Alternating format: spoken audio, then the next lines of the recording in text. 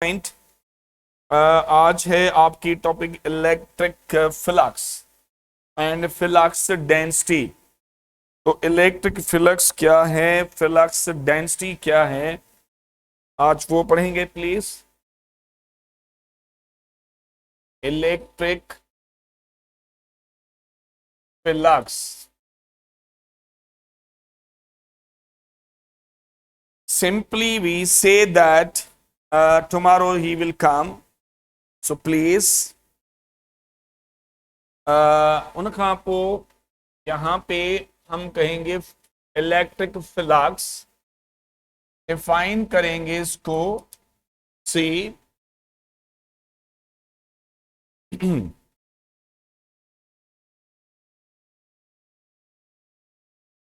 the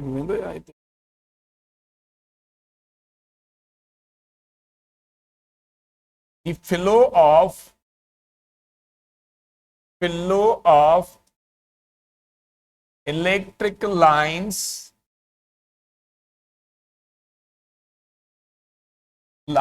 of force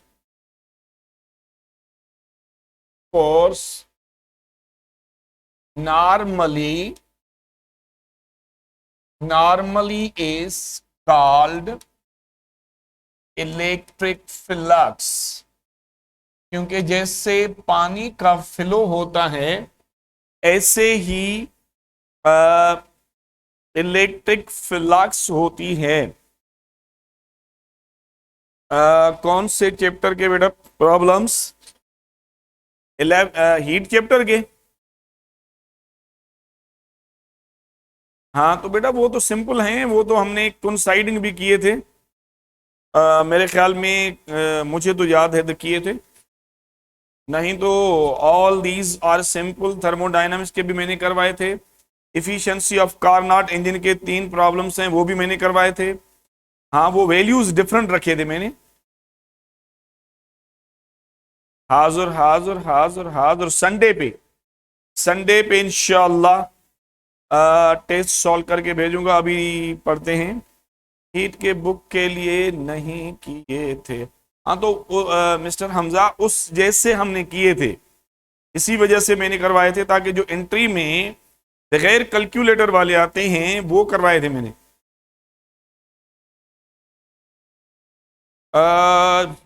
चलो भाई, ये तो इतने क्वेश्चंस पूछेंगे तो पीरियड ही खत्म हो जाएगा। सी इलेक्ट्रिक फ्लक्स की बात है। Normally we say that it is a scalar product, या डॉट प्रोडक्ट की बात करते हैं। Scalar product of intensity and element of area. Element of area जो होता है that's the vector area. Element of area भी कहते हैं, वेक्टर एरिया भी कहते हैं। तो जैसे मैं आपको कह रहा हूं कि आपने पढ़ा था electric lines of force, these are the electric lines of force हैं। तो आप अगर एलिमेंट ऑफ एरिया भी इनकी सिलेक्ट करेंगे तो definitely you will get the electric flux. तो इलेक्ट्रिक फ्लक्स अभी देखें, एलिमेंट ऑफ एरिया की बात हो रही है तो ये see it is a scalar quantity. ये स्केलर क्वांटिटी है और देखें it depends upon cosine angle पे डिपेंड करती है। कोसाइन एंगल पे इलेक्ट्रिक फ्लक्स जो है वो डिपेंड करती है सी इंटेंसिटी एलिमेंट ऑफ एरिया। वैसे एरिया स्केलर है, एलिमेंट ऑफ एरिया जो है वेक्टर है। एलिमेंट ऑफ एरिया जो है वो वेक्टर है। तो हम इसको सॉल्व करते हैं please. E delta A cos theta इसी वजह से हम कहते हैं कि ये डिपेंड करती है कोसाइन एंगल पे। Intensity and element of area cos theta, जो कॉस का वैल्यू होगा वो इलेक्ट्रिक फ्लक्स का वैल्यू होगा। तो भाई अभी देखें, see what happens. Number one, मैं ये कहता हूं कि अगर if theta is equal to 0 degree, तो एलिमेंट ऑफ एरिया जो है सिमरन, ये लाइन की एरिया जो होती है इलेक्ट्रिक लाइन ऑफ फोर्स की, वो वेक्टर होती है, उसको हम एलिमेंट ऑफ एरिया कहते हैं। सरफेस एरिया जो होती है किसी भी मटेरियल की, वो अलग है। ये एलिमेंट ऑफ एरिया है जिसको हम वेक्टर एरिया भी कहते हैं। एलिमेंट ऑफ एरिया, बेटा यहां पे एलिमेंट ऑफ एरिया जो है ये वेक्टर एरिया है, इसको हम वेक्टर एरिया भी कहते हैं।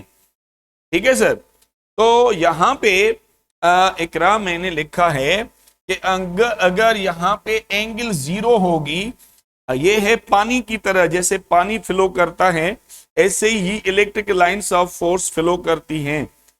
तो इसी वजह से जो डेल्टा ए की बात हो रही है कि वो चेंजिंग जो इलेक्ट्रिक लाइन ऑफ फोर्स की एरिया की चेंजिंग है उसको हम कहते हैं, और इलेक्ट्रिक लाइन ऑफ फोर्स को डायरेक्शन है। इसी वजह से अब देखें, अगर पानी का फ्लो जो है यहां पे इस तरफ है तो डेफिनेटली इसी तरफ हमें ज्यादा पानी मिलेगा। तो इलेक्ट्रिक लाइंस ऑफ फोर्स का फ्लो अगर इधर है तो एलिमेंट ऑफ एरिया अगर पैरेलल सिलेक्ट करेंगे तो we will get the maximum flux. तो यहां पे ये लिखा है अगर थीटा 0 है देन इलेक्ट्रिक फ्लक्स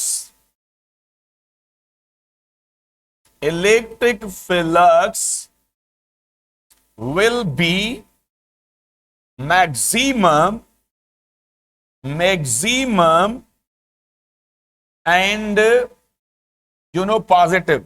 एक तो हमने कहा कि ये मैक्सिमम होगा, दूसरा हमने ये कहा कि दैट इज कि एक तो हमने मैक्सिमम की बात की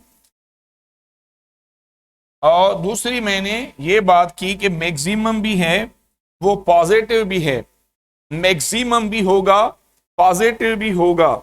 कैसे? अब देखें यहां पे मैं आपको बताते चलूं, ई डेल्टा ए कॉस 0 डिग्री, तो कॉस 0 डिग्री आपको पता है +1 के बराबर है। इसी वजह से हम ये कहते हैं कि ये पॉजिटिव भी है और मैक्सिमम भी है, क्योंकि +1 जो वैल्यू है वो मैक्सिमम वैल्यू है। एलिमेंट हमेशा नॉर्मल लेते हैं। मैंने आपको ये बताया था कि बेटा यहां पे element electric line of force जो है उसकी एरिया को कहते हैं। एक होता है शीट, जैसे कि एक मोबाइल है, ये शीट है, इसकी सरफेस एरिया है, इसकी सरफेस एरिया है, तो ये परपेंडिकुलर पे मैक्सिमम होती है। ठीक है। और ये एलिमेंट ऑफ एरिया जो है वो पैरेलल पे मैक्सिमम होती है। तो यहां पे we are discussing about element of area. Photo करने दो।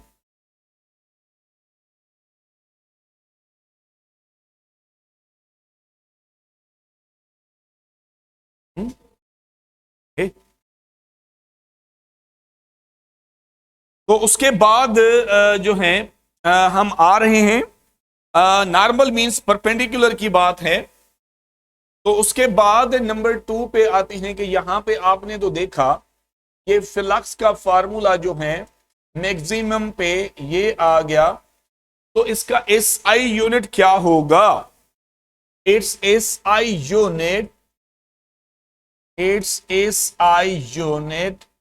इसका SI यूनिट क्या होगा? तो बेटा यहां पे देखें इलेक्ट्रिक फ्लक्स है और इंटेंसिटी का यूनिट बिल्कुल mister Hamza, you are correct. यहां पे ये न्यूटन अपॉन मीटर और ये सॉरी टू से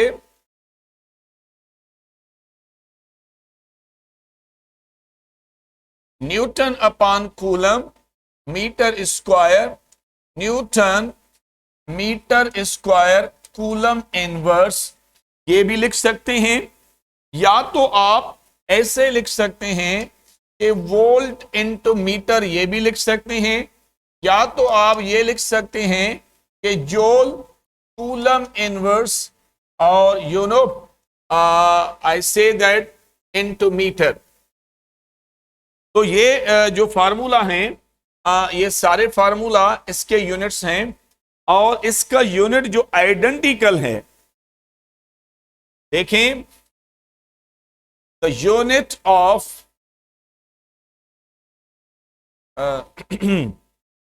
एक मिनट,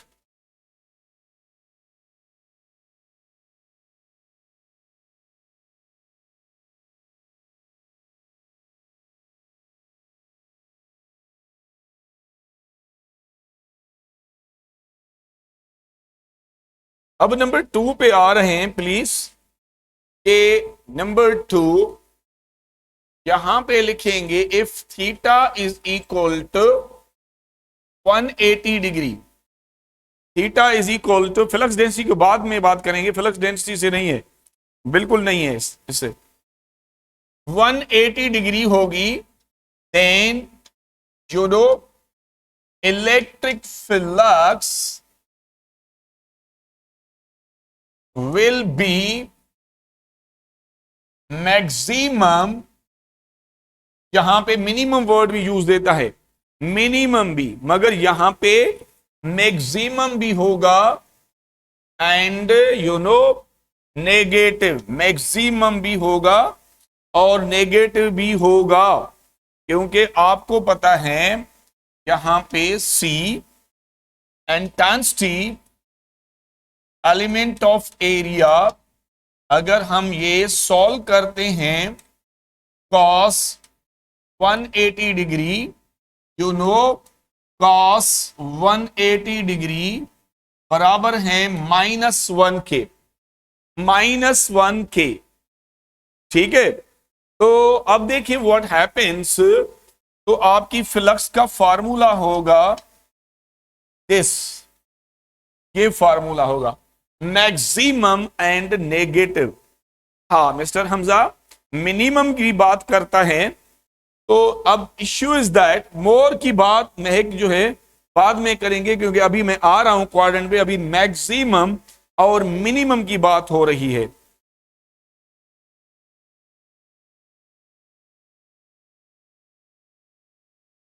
तो सी,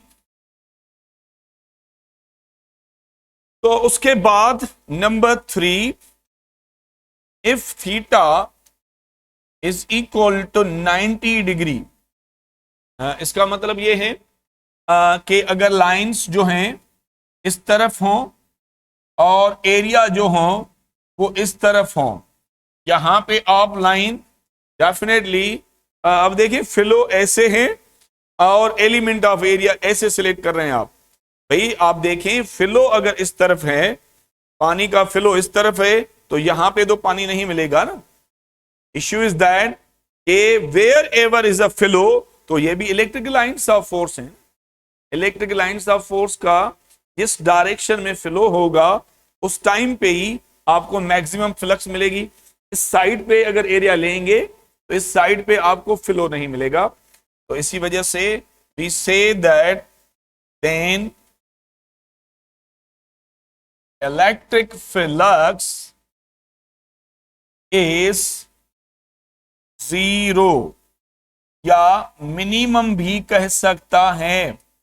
अब डिपेंड करता है एमसीक्यूज के ऊपर। अगर ऑप्शन में मिनिमम भी है जीरो भी है तो आपको जीरो टिक करना है। हाँ, अगर जीरो नहीं है उसकी जगह पे मिनिमम गिवन है तो मिनिमम टिक कर सकते हैं आप। तो ये इंपॉर्टेंट चीजें हैं, क्योंकि ये 3-4 साल गुजरे हैं, काफी दफा ऐसे एमसीक्यूज भी आए हैं जिसमें जीरो भी है मिनिमम भी है। तो जीरो की बात जो हो रही है, 100%, यहां पे तो 100%, 90 पे मिनिमम नहीं हो सकता। हाँ, मिनिमम की जगह पे 0 यूज हो सकता है, क्योंकि मिनिमम की दो माना है, मिनिमम की दो माना है, नेग्लिजिबल भी है, इसका मतलब है कि नियर टू 0, लीस्ट वैल्यू भी है। अगर 0 हो तो 0 टिक कर लेंगे, मिनिमम है और 0 नहीं है तो फिर आप मिनिमम टिक कर सकते हैं। तो इसी वजह से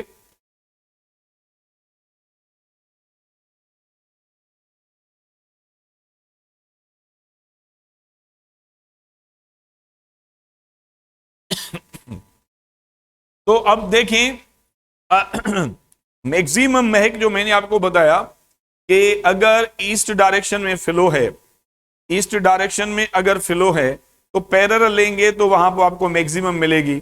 इस तरफ फ्लो है, हाँ इस तरफ अगर करेंगे तो 180 पे मैक्सिमम है कि डायरेक्शन अपोजिट है, और डायरेक्शन का इशू है और तो कुछ भी नहीं है। Sir direction of vector area and area, vector area and area, area जो है वो सरफेस की ली जाती है फॉर द मैक्सिमम, वो 90 पे होता है, वो सरफेस एरिया है उससे, ठीक है।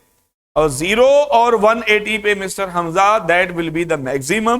फर्क ये है कि 0 डिग्री पे आपकी जो है वो मैक्सिमम पॉजिटिव है, और 180 डिग्री पे अदर साइल के कर, ठीक है, 180 डिग्री पे वो मैक्सिमम है, मगर नेगेटिव डायरेक्शन नेगेटिव है और कुछ भी नहीं है।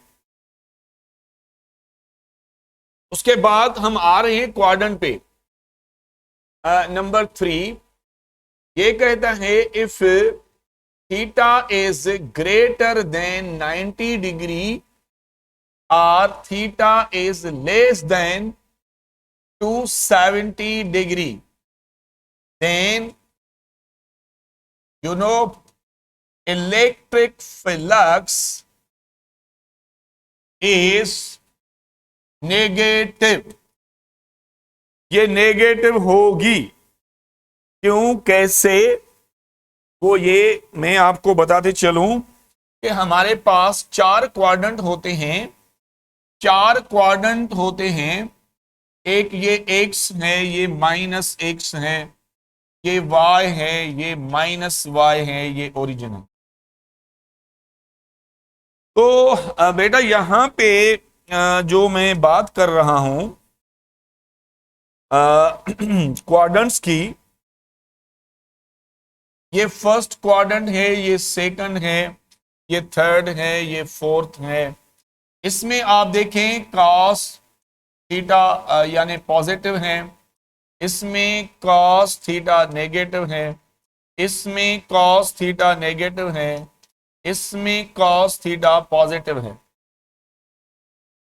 तो आप अब देखें, एक आपकी जो है सी, यहां पे आपकी 0 डिग्री है, ये 90 है, ये 180 डिग्री है, ये 270 डिग्री है, ये 360 डिग्री है, कंप्लीट साइकिल।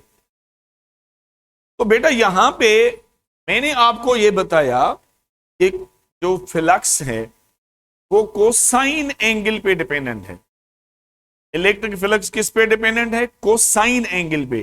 तो cos angle wherever is a positive, flux positive है। तो भाई अब क्या है, आप ये कह रहे हैं कि ये जो है एक ये है, एक ये है।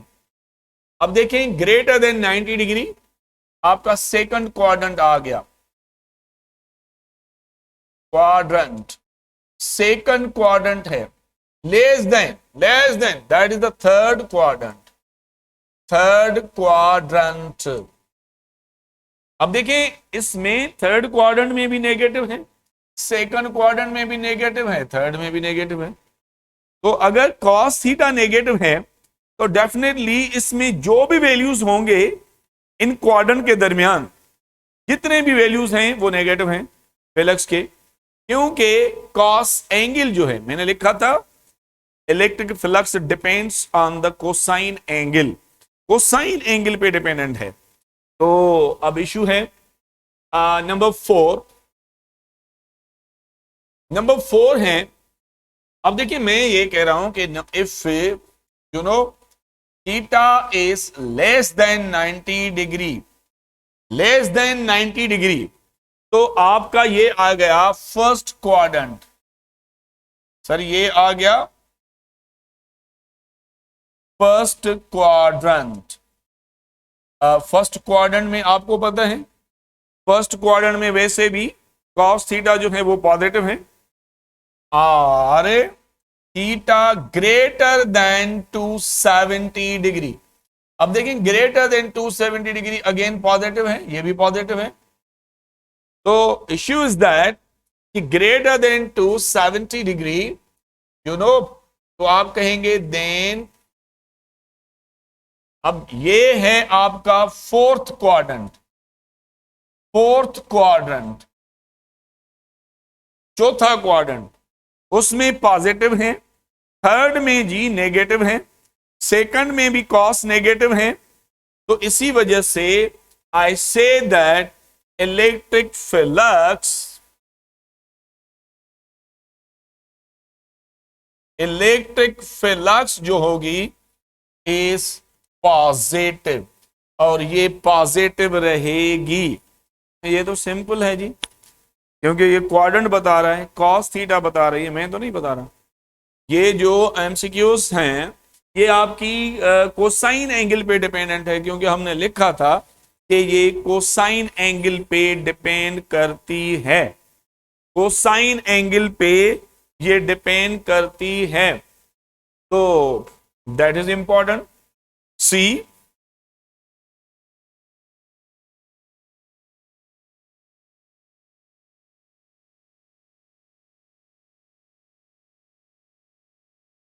तो उसके बाद हम आ रहे हैं इलेक्ट्रिक फ्लक्स डेंसिटी पे। Electric flux density, electric flux density क्या है? सी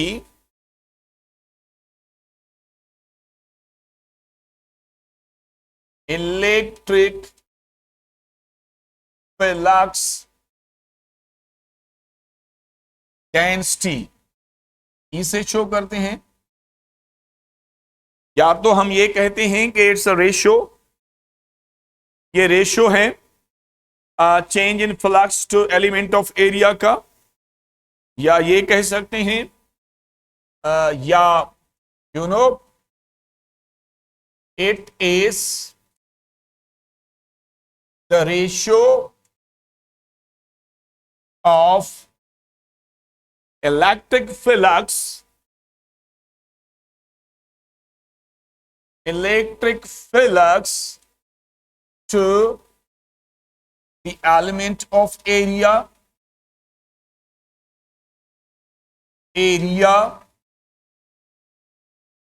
or its SI unit is,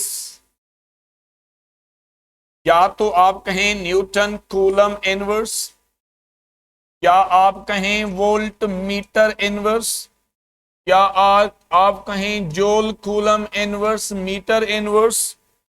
तो ये क्या है? और ये आइडेंटिकल हैं एंड सिमिलर टू, सिमिलर हैं किसके? Electric field intensity, electric field intensity and potential gradient, potential gradient, potential gradient के जो हैं बिल्कुल ई। तो पोटेंशियल ग्रेडियंट की बात भी हो रही है, उससे भी इसका सिमिलर है यूनिट। तो वेरी सिंपल है जी, ई जो है change of flux divided by area, we are discussing about element of area। तो इसी वजह से मैंने आपको बताया कि ये वोल्ट पर मीटर होगा, क्योंकि ये तो हमने किया था volt into metre, volt into metre हमने लिखा था, और ये मीटर स्क्वायर है, ये आपस में खत्म, तो ये वोल्ट अपॉन मीटर हो जाएगा या joule coulomb inverse metre inverse हो जाएगा। तो वेरी सिंपल। या तो कभी कभी ये भी कहता है जैसे टेक्स्ट बुक में है कि electric lines of force originating her unit area. भाई सीधी सी बात है, इलेक्ट्रिक लाइंस ऑफ फोर्स क्या है? फ्लो है ना।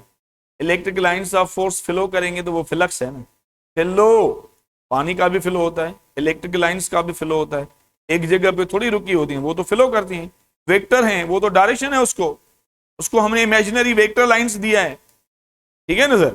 तो इसी वजह से we say that electric flux density जो है इलेक्ट्रिक फील्ड इंटेंसिटी से और पोटेंशियल ग्रेडियंट से उनका यूनिट जो है वो सिमिलर है।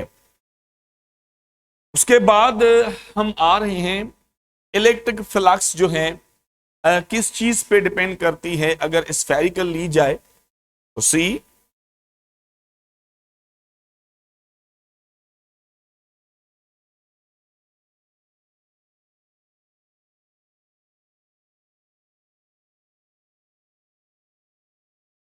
टेल मी अबाउट द आवाज जी। कौन बनेगा करोड़पति? आवाज आ रही है? ओके सर, ठीक है सर। So come to the point, हम इलेक्ट्रिक फ्लक्स की बात कर रहे थे। इलेक्ट्रिक फ्लक्स क्या है? Through the imaginary sphere.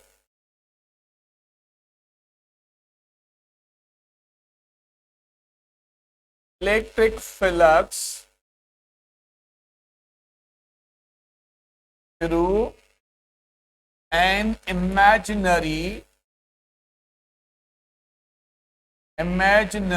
Sphere.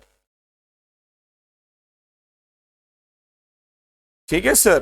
तो अब आ रही है एक इलेक्ट्रिक फ्लक्स इमेजिनरी स्फीयर के थ्रू जो है क्या है। इलेक्ट्रिक फ्लक्स और फ्लक्स डेंसिटी में क्या डिफरेंस है? फ्लक्स डेंसिटी को इलेक्ट्रिक फील्ड इंटेंसिटी कह सकते हैं।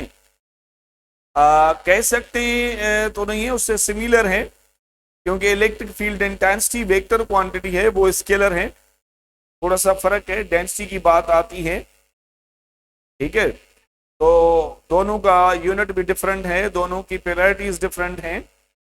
तो दोनों की जब यूनिट सेम नहीं है, सैरिश तो उनको सेम तो नहीं कह सकते, क्योंकि इलेक्ट्रिक फ्लक्स जो है वो फ्लो है लाइनों का। डेंसिटी आपको पता है वो उन लाइनों की डेंसिटी है, तो और वो एरिया डेंसिटी है। सरफेस डेंसिटी भी कह सकते हैं, एरिया डेंसिटी की बात हो रही है, ठीक है। तो अब ये है आपकी स्फीयर। स्फीयर के लिए सी कंसीडर एन इमेजिनरी, तस्वराती हमने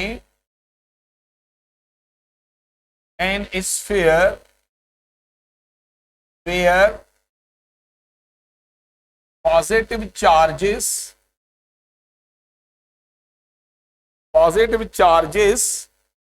are distributed. Electric flux density और इलेक्ट्रिक, भाई यूनिट सेम होना और बात है, आइडेंटिकल होना। क्वांटिटी को हम डिफरेंट कहते हैं। आप कहते हैं इलेक्ट्रिक फ्लक्स, हाँ इलेक्ट्रिक फ्लक्स डेंसिटी और इलेक्ट्रिक फील्ड के यूनिट सेम हैं, बिल्कुल। इलेक्ट्रिक फ्लक्स के यूनिट सेम नहीं है मिस्टर हमजा। तो अब आ रहे हैं हम कि स्फीयर लें where positive charges are distributed at its centre, ठीक है sir. At its centre electric charges हम डिस्ट्रीब्यूट कर रहे हैं,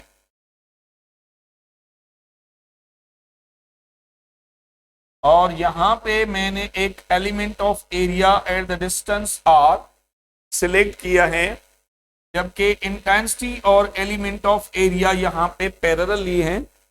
इंटेंसिटी और एलिमेंट ऑफ एरिया जो हैं आपस में पैरेलल हैं यहाँ पे,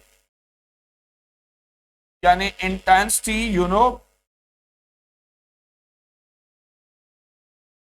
and element of area are taken as parallel. Parallel हमने सिलेक्ट किए हैं। इलेक्ट्रिक फ्लक्स डेंसिटी स्केलर है, बिल्कुल सही। तो यहां पे इशू ये है कि हम वी हैव टू फाइंड कि इलेक्ट्रिक फ्लक्स जो है एट सर्टेन डिस्टेंस फाइंड करते हैं थ्रू द स्फीयर, फिर देखते हैं कि स्फीयर का कोई इफेक्ट हो रहा है या नहीं हो रहा। इसी वजह से क्योंकि we have selected element of area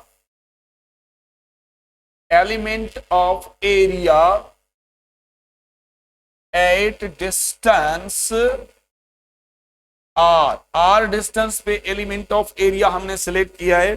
फिर देखेंगे कि ये डिस्टेंस पे डिपेंड कर रही है या नहीं कर रही। ठीक है सर। अब देखिए आप सी, हमारे पास इलेक्ट्रिक फ्लक्स का फॉर्मूला है इंटेंसिटी एलिमेंट ऑफ एरिया। आपने पैरेलल सिलेक्ट किया है, इसी वजह से I have taken the maximum. तो सी question number 1।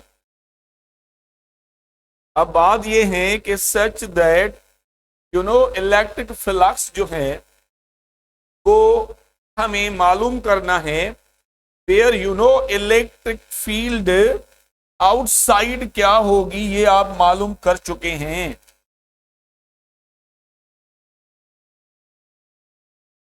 As we know that हमें पता है कि area of sphere 4 pi R square होगा। किसके लिए? स्फीयर के लिए। आपने स्फीयर सिलेक्ट किया है, ठीक है sir. And intensity outside, intensity outside the charges, वो आपने पहले एक फार्मूला मालूम किया था, intensity outside Q upon 4 pi epsilon not R square. Q upon 4 pi epsilon not R square, ये आपने मालूम किया था। तो आप दोनों पुट करेंगे, then put these values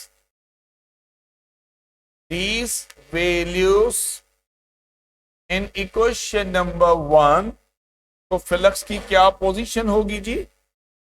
ये देखें, Q upon 4 pi epsilon not R square और ये 4 पाई आर स्क्वायर। तो व्हाट हैपेंस, अब देखिए 4 पाई आर स्क्वायर में खत्म। तो आपके पास फ्लक्स क्या होगी?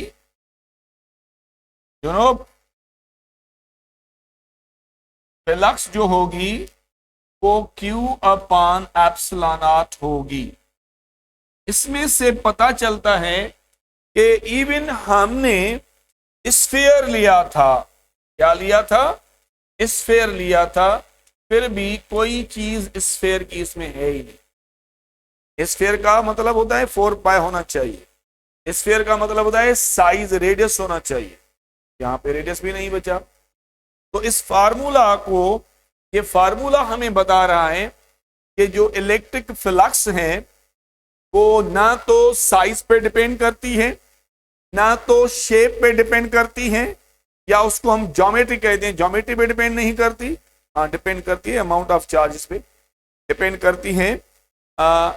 अगर ये स्फीयर ना होता तब भी हमने यही लिखना था सर। स्फीयर को पहले पेजेस में डिवाइड करते हैं, फिर फ्लक्स फाइंड करते हैं ना। बेटा यहाँ पे देखें स्फीयर के, क्योंकि स्फीयर का मतलब ये होता है कि यहाँ पे मालूम करें, यहाँ पे करें, एवरीवेयर करें, क्योंकि रेडियस चेंज नहीं होता इसके लिए। और यहाँ पे तो फ्लक्स डिपेंड ही नहीं कर रही रेडियस पे। यहाँ पे तो we say that flux is not dependent on that one, flux तो डिपेंड ही नहीं कर रही। ये फार्मूला हमें बता रहा है। देखें ये जो फार्मूला है, इस फार्मूला जो Q अपॉन एप्सिलॉन नॉट है, तो this formula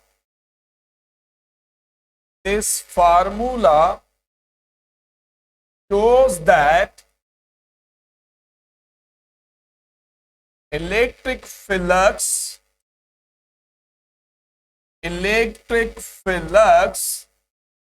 is independent of, बिल्कुल सही है, is independent of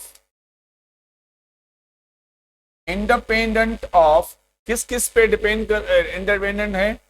एक तो साइज की बात करें आप, साइज का मतलब है रेडियस, इवन रेडियस लिया था यहां पे खत्म हो गया, साइज है। दूसरा शेप है, क्या इसको हम कहते हैं ज्योमेट्री। ये तो हमने स्फीयर लिया, कोई भी सरफेस लेते आंसर यही आता।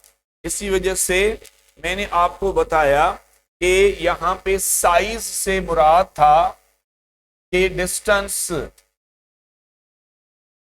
और शेप से मुराद था क्या स्फीयर। खाली स्फीयर हो, कुछ भी हो, डिपेंड शेप पे नहीं करती, ना तो साइज पे डिपेंड करती है, ना तो शेप पे डिपेंड करती है। हाँ, डिपेंड करती है किस पे, electric flux depends upon two factors पे डिपेंड करती है।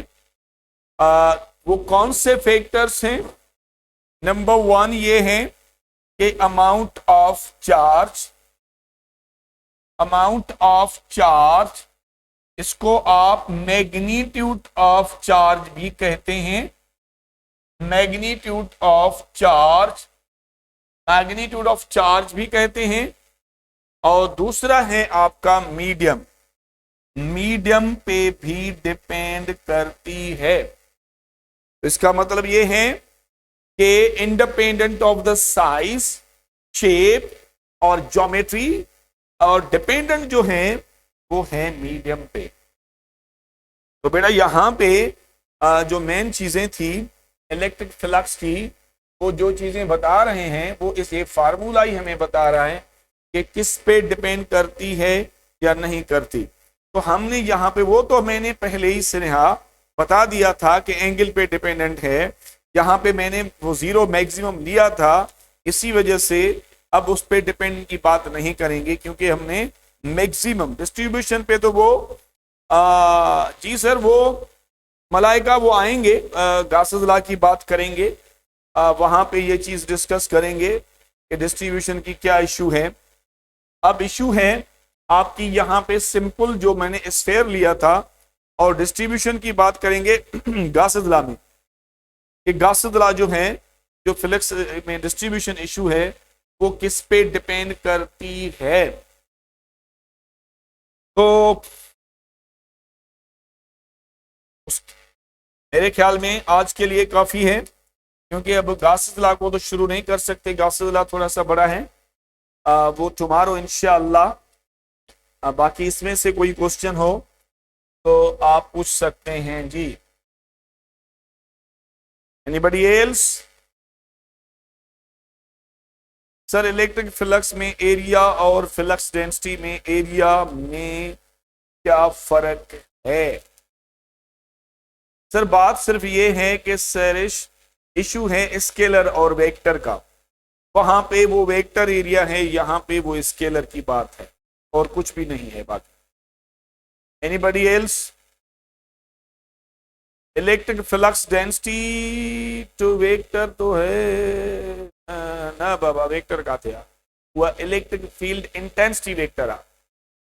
डायपोल को छोड़ दें बेटा, यहां पे डायपोल की बात तो नहीं है क्योंकि डायपोल आपके टॉपिक में नहीं आ रहा।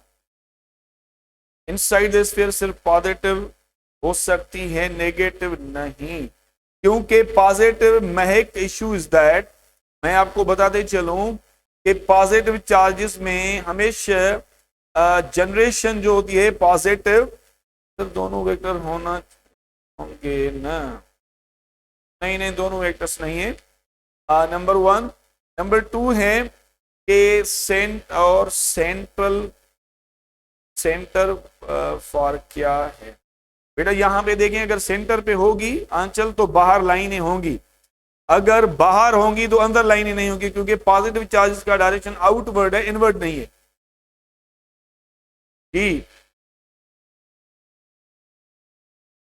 एवरीवेयर अगर डिस्टेंस सेम पे लेते हैं तो कोई फर्क नहीं है, बिल्कुल सेम है, वो डिपेंड नहीं कर रही। Electric field infinity distance present, हाँ डिस्टेंस प्रेजेंट सर, वो इन्फिनिटी की बात तो बाद में आएगी, अभी तो सिंपल इसकी सेंट्रल फोर्स क्या है, क्योंकि यहाँ पे सेंटर पे आंचल जो है हम चार्जेस सेंटर पे डिस्ट्रीब्यूट कर रहे हैं, इसी वजह से उसको लाइन बाहर आना है उसको। अगर यहाँ पे देखें, यहाँ पे अगर ये होंगे तो ये इलेक्ट्रिक लाइंस ऑफ फोर्स बाहर होंगे, फील्ड बाहर होगी। अगर यहाँ पे आप ये डिस्ट्रीब्यूट कर रहे हैं तो इंटेंसिटी अंदर आती नहीं है, तो फ्लक्स क्या होगी अंदर, तो ये जीरो है। ये पढ़ेंगे गॉस लॉ की एप्लीकेशंस में, शीट में क्या डिफरेंस है एलिमेंट। इकरा इशू ये है कि शीट में से लाइनें जो है वो गुजरती है, मेरा हाथ देख रहे हैं, ये शीट है, अगर ये परपेंडिकुलर होगी तो लाइनें इसमें से पास मैक्सिमम होंगी, अगर पैरेलल होगी तो लाइनें एक भी पास नहीं होगी। वो शीट है, वो शीट की सरफेस एरिया है, टेक्स्ट बुक में भी ऐसे ही है। काफी स्टूडेंट ये समझ रहे हैं कि परपेंडिकुलर के मैक्सिमम कैसे होगी, भाई परपेंडिकुलर वो एरिया जो है वो शीट की है जिसमें से लाइनें क्रॉस करेंगी, एलिमेंट ऑफ एरिया जो है वो लाइंस की है, और वो सरफेस एरिया जो है वो इंसुलेटिंग मटेरियल शीट की है जिसमें से पास होगी। अगर वो पैरेलल होगी तो कभी भी उसमें से पास नहीं हो सकते। ठीक है बेटा, टू बी कंटिन्यूड, टुमारो वो सर करेगा, क्योंकि सर आज नहीं था इसी वजह से।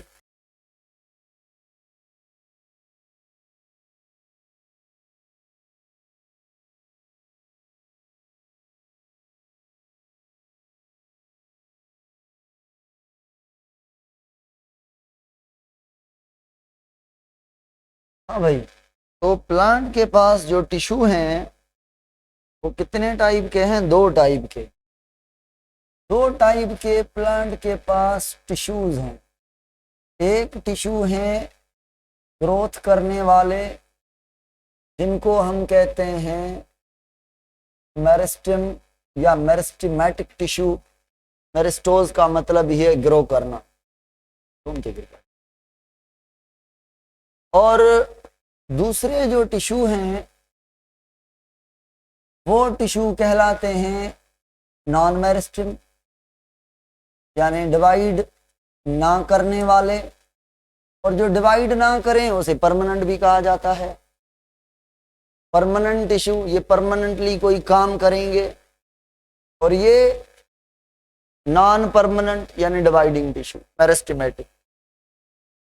इसमें डिवीजन पावर है मेरिस्टेम में, तो जब मेरिस्टेमेटिक टिश्यू का डिवीजन पावर खत्म हो जाए तो बन जाते हैं परमानेंट टिश्यू। ठीक है, और परमानेंट टिश्यू दो तरीके के होते हैं। एक परमानेंट टिश्यू होते हैं सिंपल वाले, दूसरे होते हैं कॉम्प्लेक्स। अब सिंपल परमानेंट टिश्यू उन्हें कहेंगे जो एक टाइप के सेल्स के बने हो। इनमें आता है पैरेन्काइमा कोलेनकाइमा और तीसरा स्क्लेरेनकाइमा, ये वाले पेरेनकाइमा, कोलेनकाइमा, स्क्लेरेनकाइमा। अब ये ही अगर मिलजुल कर कुछ पेरेनकाइमा, कुछ स्क्लेरेनकाइमा, कुछ ये कुछ वो मिलकर एक ही काम करें तो वो भी टिश्यू कहलाएगा, मगर उस टिश्यू को कहेंगे कॉम्प्लेक्स टिश्यू। इसमें आपका आता है जाइलम एंड फिलोएम। तो आप देखेंगे जाइलम और फिलोएम को देखेंगे कि जाइलम बना होगा, एक टिश्यू है उसका नाम है वेसल का, और दूसरा टिश्यू है सेल है उसका नाम है ट्रैकिड का, तीसरा सेल है जिसको कहते हैं फाइबर, और चौथा है जिसको कहते हैं xylem parenchyma. Parenchyma, fibre, tracheid, vessel, 4 type के सेल मिलकर जाइलम बनाते हैं। तो जाइलम प्योर या सिंपल टिश्यू नहीं है, कॉम्प्लेक्स टिश्यू है। ऐसे फ्लोएम भी, फ्लोएम में वेसल और ट्रैकिड नहीं होती, फ्लोएम में सीव ट्यूब सेल होता है जो को फूड को ट्रांसपोर्ट करता है, और उसका साथी कंपेनियन सेल होता है, ठीक है। बाकी पेरेनकाइमा और फाइबर होते हैं। ये हम पढ़ेंगे इनको, क्या क्या इनके काम है। अभी मैं जो पढ़ा रहा हूं वो पढ़ा रहा हूं सिंपल टिश्यू, ये आपके सिलेबस में है।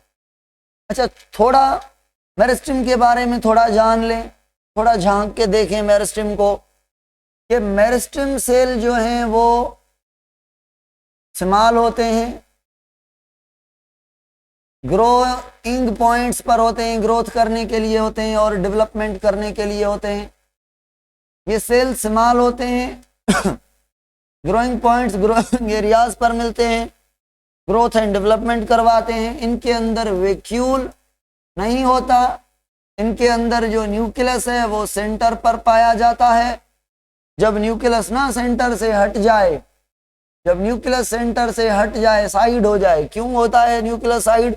इसलिए कि बीच में वैक्यूल बनता है और वो स्टोर करके सॉल्यूशन को बड़ा हो जाता है और न्यूक्लियस बेचारा साइड पे चला जाता है।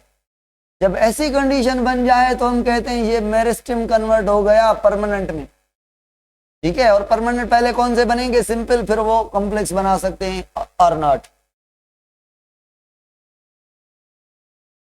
मेरिस्टेम की डिटेल नहीं मगर काम है, सुने, मेरिस्टेम में काम है। कैसे इनको डिफरेंशिएट करेंगे इनसे, कैसे इनको एडवांस समझेंगे उनसे, तो पता तो होना चाहिए ना,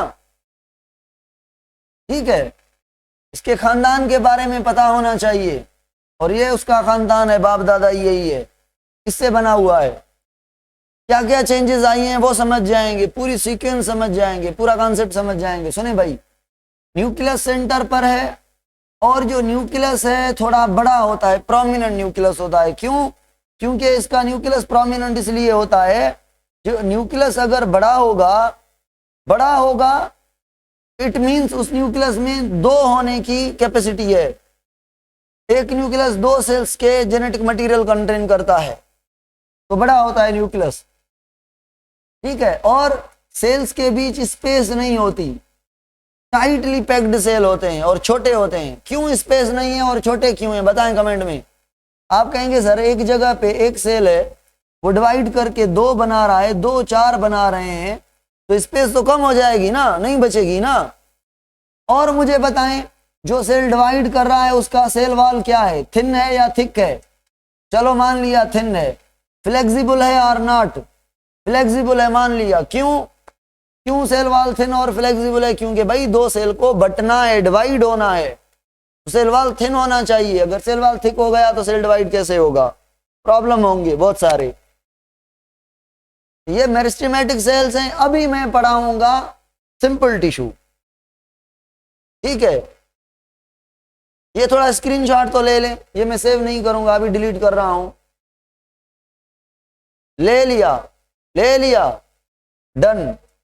चलो भाई, अभी हम पढ़ रहे हैं कौन से टिश्यू पढ़ रहे हैं हम? Simple tissue.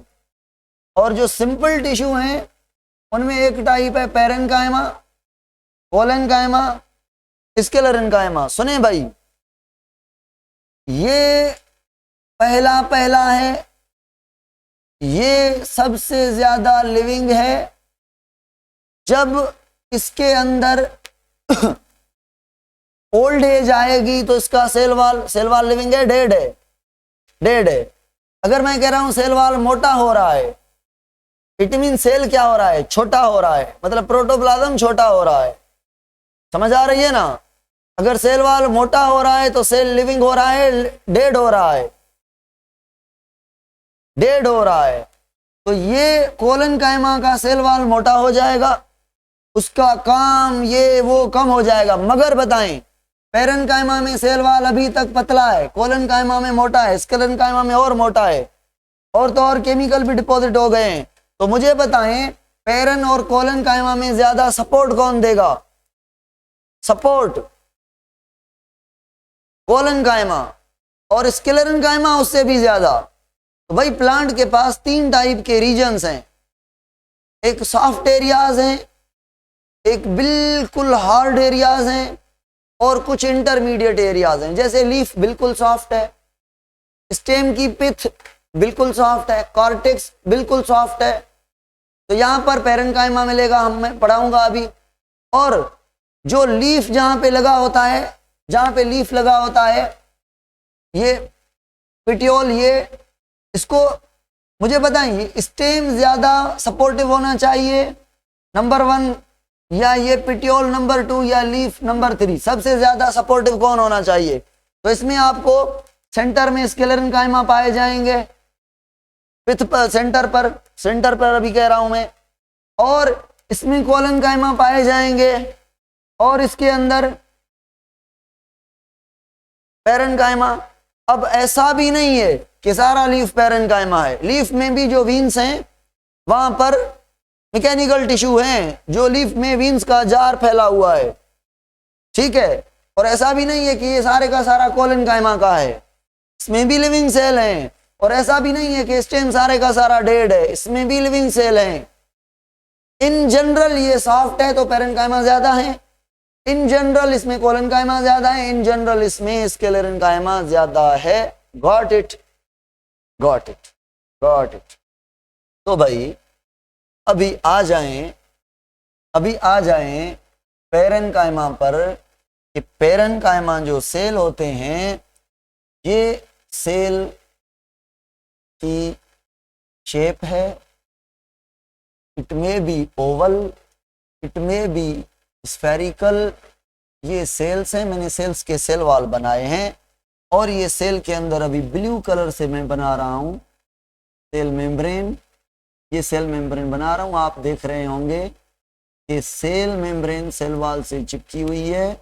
आप देख रहे होंगे सेल में कॉर्नर्स नहीं है, कॉर्नर्स, एजेस नहीं है सेल में एजेस नहीं है। इट मीन्स अगर बताएं किसी चीज में अकड़ आ जाए तो वो गोल रहेगा, ऐसे नहीं ना। पेरन कायमा में अकड़ नहीं है, सॉफ्ट रीजन में लीफ में अकड़ नहीं है, तो पेरन कायमा की शेप कौन सी होगी? एंगल वाली या without angle? Without angle. It में बी ओवल, इट में बी स्फेरिकल, ये सर्कुलर हो सकती है। क्योंकि इसकी सेल वाल थिन है, क्योंकि इसकी सेल वाल फ्लेक्सिबल है, क्योंकि इसकी सेल वाल में सेकेंडरी सेल वाल है कि नहीं है? बताएं कमेंट में। सेकेंडरी सेल वाल नहीं है। पेरन कायमा की सेल वाल कंसिस्ट ऑफ, पेरन कायमा की सेल वाल कंसिस्ट ऑफ, बताते जाएं अभी यहां पे कैरेक्टर, कि पेरन कायमा मोर लिविंग है कोलन कायमा और स्केलेरन कायमा से। पेरन कायमा मेरिस्टेमेटिक से बड़े हैं, मगर नहीं कह सकते कि कोलन और स्केलेरन कायमा से बड़े हैं। पेरन कायमा में सेल वाल थिन होगी, थिन सेल वाल और तो और फ्लेक्सिबल भी होगी, और सेकेंडरी सेल वाल जो है वो नहीं होगी, ठीक है। और कैल्शियम वगैरह, लिग्निन वगैरह नहीं होगी, नॉन लिग्निफाइड होगा सेल। और पेरन कायमा के अंदर न्यूक्लियस कहाँ पर है? बताएं, साइड पर। क्यों? क्योंकि जो वेक्यूल है वो बड़ा वाला वेक्यूल है, और वो कहाँ पर है? सेंटर पर है। तो भाई ये मैंने ब्लू कलर से बीच पे बना लिया है, क्या ये वेक्यूल बना लिया है, सब सेल में वेक्यूल बना लिया है। तो मुझे बताएं कहाँ होगा आपका न्यूक्लियस, ये न्यूक्लियस साइड पे चला गया है, ये न्यूक्लियस साइड पे चला गया है, ठीक है, पेरीफेरी पे चला गया है वैक्यूल। अब बताएं पेरेन्काइमा को सपोर्ट दे रहा है सेल वॉल? नहीं ना। तो पेरेन्काइमा सेल को सपोर्ट कौन देगा? आप कहेंगे सर वैक्यूल में जो पानी भरा है और पानी का टर्गर प्रेशर है, तो ये टर्गर प्रेशर, ये टर्जिडिटी सेल की सपोर्ट है। अगर ये पानी निकाल दें तो सेल सिकुड़ जाएगा, पानी होगा तो सेल को अपनी प्रॉपर शेप होगी, सपोर्ट होगी। समझ आ रही है बात? ओके। अगर लीफ में से पानी निकल जाए तो लीफ मुरझा जाएगा, और पानी आ जाए तो लीफ स्ट्रेट हो जाएगा। क्यों? क्योंकि लीफ मेजॉरिटी पेरेन्काइमा का बना हुआ है। ओके, चलो भाई ओके। अब ये तीन बातें हो गई, इसको छोड़ें पहले कोलेनकाइमा को। एक और बात यहाँ पे लिख रहा हूं मैं, चौथी बात, पेरेन्काइमा पेरेन्काइमा स्पेशलाइज्ड। अब एक टर्म है differentiated cell and non differentiated. Non differentiated उसे कहेंगे या अनडिफरेंशिएटेड उसे कहेंगे जो डिवाइड करता रहे। तो मेरिस्टेमेटिक सेल क्या है? अनडिफरेंशिएटेड सेल्स हैं। मेरिस्टेमेटिक सेल क्या है भाई? मेरिस्टेमेटिक सेल क्या है? अनडिफरेंशिएटेड सेल हैं। और बाकी क्या है? Parenchyma, collenchyma, sclerenchyma differentiated. तो डिफरेंशिएटेड का मतलब है जो जाके किसी काम से लग जाए, किसी काम से लग जाए, कोई प्रॉपर काम करे, डिफरेंशिएट हो जाए। तो क्या मेरिस्टेम काम करते हैं? नहीं नहीं नहीं, मेरिस्टेम ओनली ग्रोथ करते हैं। काम क्या करेंगे? ये जब मेरिस्टेमेटिक के अंदर वैक्यूल आ जाएगा, न्यूक्लियस साइड पे हो जाएगा, सेल डिवीजन खत्म हो जाएगी। सही कह रहा हूं ना मैं? न्यूक्लियस हट जाएगा, वैक्यूल आ जाएगा, तो इनको पेरेन्काइमा कहा जाएगा, परमानेंट टिश्यू कहा जाएगा, स्पेशलाइज्ड टिश्यू कहा जाएगा, डिफरेंशिएटेड टिश्यू कहा जाएगा। फिर जाकर ये काम करेंगे क्या? क्या करेंगे? आप कहेंगे sir according to the location. अगर लीफ में है तो फोटोसिंथेसिस करेंगे पेरेन्काइमा, अगर रूट में है तो फूड स्टोर करेंगे पेरेन्काइमा, अगर हाइड्रोफाइट के लीफ में है तैरने के लिए एयर स्टोर करेंगे। अच्छा, तो मुझे ये बताएं, अच्छा एक और बात, पेरेन्काइमा ऐसा सेल है ये डिफरेंशिएटेड है, मगर ये दोबारा अनडिफरेंशिएटेड बन सकता है, दोबारा डिवाइडिंग बन सकता है। जस्ट इसके अंदर से वैक्यूल को हटाया जाए, इसके अंदर से किसको हटाया जाए?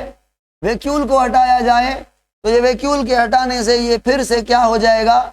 डिवाइडिंग हो जाएगा, क्योंकि न्यूक्लियस सेंटर पर आ जाएगा। वैक्यूल कैसे हटेगा? आप कहेंगे सर हमें पता है कि प्लांट के वैक्यूल के अंदर थोड़े बहुत एंजाइम होते हैं, प्लांट के अंदर लाइसोसोम नहीं होता, और लाइसोसोम का काम जो है वैक्यूल ही करता है थोड़ा बहुत। तो वो एंजाइम जो है वैक्यूल को डाइजेस्ट कर लेंगे। वैक्यूल डाइजेस्ट होने के बाद न्यूक्लियस सेंटर पे आ जाएगा, और थिन सेल वॉल है, बाकी प्रॉपर्टीज हैं, सेल डिवाइड कर सकता है। कब? कब? अगर हम कहें पेरेन्काइमेटस सेल को प्लांट के काट लें, तो जो बच गए हैं पेरेन्काइमा वो क्या करेंगे? उस कटे हुए पार्ट को हील करेंगे, डिवीजन पावर में वापस आएंगे, और दोबारा डिवाइड होकर वो जो ही कट गया पार्ट वो बनाएंगे। तो ऐसा प्रोसेस जिसमें डिफरेंशिएटेड सेल फिर से अनडिफरेंशिएटेड हो जाए, इसके लिए टर्म क्या यूज करेंगे भाई? जब मेरिस्टेम डिफरेंशिएट हो जाए तो इसे कहेंगे डिफरेंशिएशन। जब डिफरेंशिएटेड सेल अनडिफरेंशिएट हो जाए तो इसे कहेंगे डी डिफरेंशिएशन। डी डिफरेंशिएशन यानी डिफरेंशिएशन खत्म हो गई भाई, डिफरेंशिएशन खत्म हो गई। डी डिफरेंशिएशन, अगर ये पेरेन्काइमा फिर से ग्रोथ करके दोबारा डिफरेंशिएट बने तो हम कहेंगे दोबारा डिफरेंशिएशन, रीडिफरेंशिएशन। डिफरेंशिएशन मेरिस्टेम पेरेन्काइमा में कन्वर्ट हुआ, D D D D differentiation वापस डिवाइडिंग बन गया, रीडिफरेंशिएशन अगेन डिफरेंशिएटेड हो गया, अगेन पेरेन्काइमा बन गया। समझ आई? कोलेनकाइमा बना पेरेन्काइमा से, डिफरेंशिएशन आगे और स्पेशलाइज्ड बन गया। पैरेन्काइमा कोलेनकाइमा में स्पेशलाइज्ड, कोलेनकाइमा स्क्लेरेन्काइमा में और स्पेशलाइज्ड। तो मुझे बताएं लीस्ट स्पेशलाइज्ड टिश्यू कौन सा है पैरेन्काइमा कोलेनकाइमा और स्क्लेरेन्काइमा में से, जिसको हम कह सकते हैं बाकी से ये अनडिफरेंशिएटेड है, बाकी से ये अनस्पेशलाइज्ड है। पैरेन्काइमा कोलेनकाइमा और स्क्लेरेन्काइमा से सिंध में लाइन लिखी हुई है कि पैरेन्काइमा इज अनस्पेशलाइज्ड रिलेटिवली इनसे। चलो भाई, अब मैं कहां पे था? हाँ, पैरेन्काइमा पे था। अब पैरेन्काइमा की बात करें और कोलेनकाइमा की मैं थोड़ी बातें कर लूं कि कोलेनकाइमा के बारे में कौन बताएगा मुझे। आप कहेंगे सर जो कोलेनकाइमा है ना, जो कोलेनकाइमा है, आप बताएंगे मुझे सर इसमें क्या है। इसमें सर सेल वॉल मोटा हो जाएगा, सेल वॉल मोटा हो जाएगा और सेल के अंदर जो है मोटे होने से यानी सेकेंडरी सेल वॉल आने से सेल के अंदर कॉर्नर्स बन जाएंगे और जो कॉर्नर्स होंगे उन कॉर्नर्स पर सेल वॉल जो है वो ज्यादा मोटा होगा, कॉर्नर्स पर सेल वॉल ज्यादा मोटा होगा। ठीक है, अब ये कोलेनकाइमा बन गया, वैक्यूल छोटा हो गया, इरेगुलरली थिक होगा, रेगुलरली थिक होगा, इरेगुलरली एजेस पर ज्यादा मोटा होगा और जहां पे एज नहीं है सीधा एरिया वहां पे थोड़ा थिन होगा, इरेगुलरली थिक होगा, लेस लिविंग बन जाएगा, मोर सपोर्टिव बन जाएगा, वैक्यूल होगा मगर कम हो जाएगा, न्यूक्लियस होगा काम कम करेगा।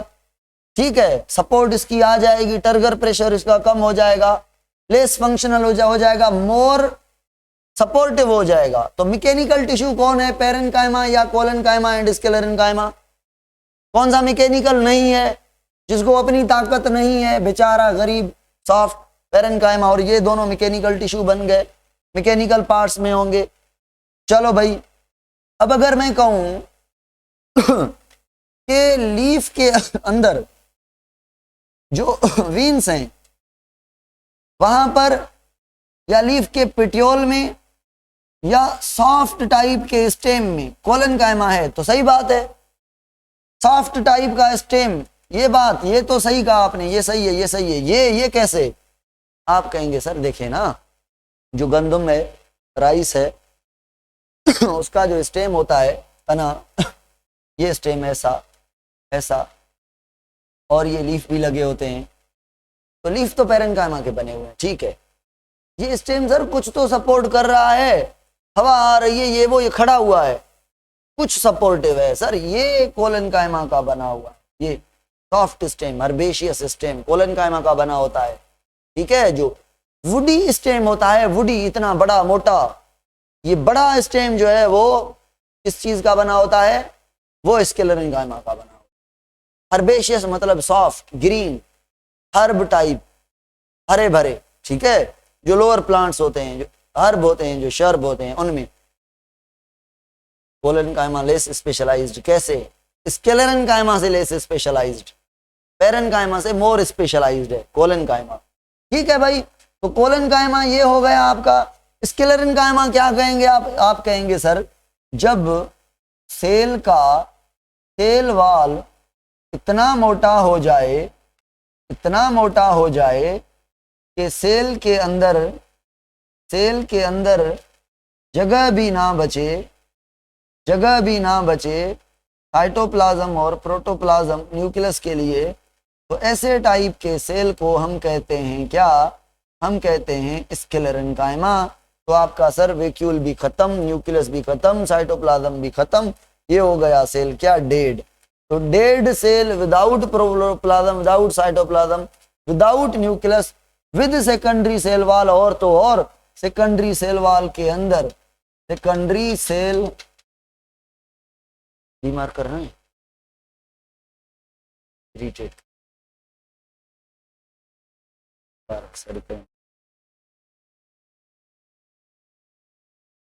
पकार पानी भी दे, बीमार कर गोले दे, लिखे ही नहीं मजोरी लिखा तो।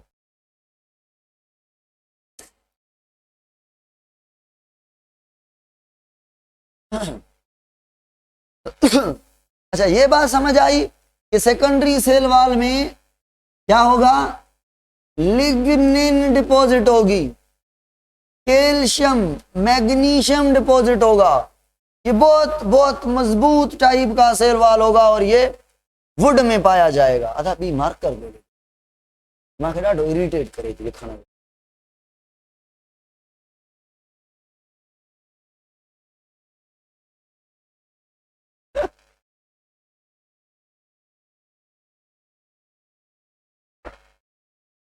चलो भाई,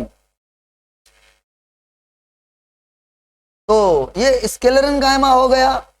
अब मुझे बताएं कौन सा सेल है जिसमें कॉर्नर्स नहीं है, जिसमें कॉर्नर्स नहीं है? पैरेन्काइमा। क्यों? फ्लेक्सिबल है। क्यों? थिन है। क्यों? सेकेंडरी सेल वॉल नहीं। क्यों? कैल्शियम मैग्नीशियम लिग्निन नहीं है, सपोर्टिव नहीं है। ठीक हो गया भाई। अब पैरेन्काइमा जो सेल है, पैरेन्काइमा आपके जो मीजोफिल सेल्स हैं ना, मीजोफिल, ये पैरेन्काइमा है। मीजोफिल क्या है? मीजोफिल पैरेन्काइमा है। क्यों पैरेन्काइमा है मीजोफिल? बताएं मुझे कमेंट में। आप कहेंगे सर जो मीजोफिल है ना, जो मीजोफिल है ये काम के अकॉर्डिंग ये क्लोरेन्काइमा है। क्या है? क्लोरेन्काइमा का मतलब समझ रहे हैं? क्लोरोप्लास्ट कंटेनिंग, और लोकेशन के बीच में है, इसीलिए मीजोफिल कहते हैं। मीजो मतलब बीच, फिल मतलब लीफ। लीफ के बीच वाले जो होते हैं ना सेल्स, ये लोअर एपिडर्मिस, और वो ऊपर वाली अपर एपिडर्मिस, ये स्टोमेटा। बीच में ये जो ग्रीन कलर के सेल होते हैं इनको कहा जाता है मीजोफिल। पढ़ा होगा आपने, अच्छे से पढ़े होंगे आपने मीजोफिल 9th से। ये बीच वाले मीजोफिल सेल हैं, क्लोरोप्लास्ट कंटेन करते हैं, इनको क्लोरेन्काइमा भी कहा जाता है।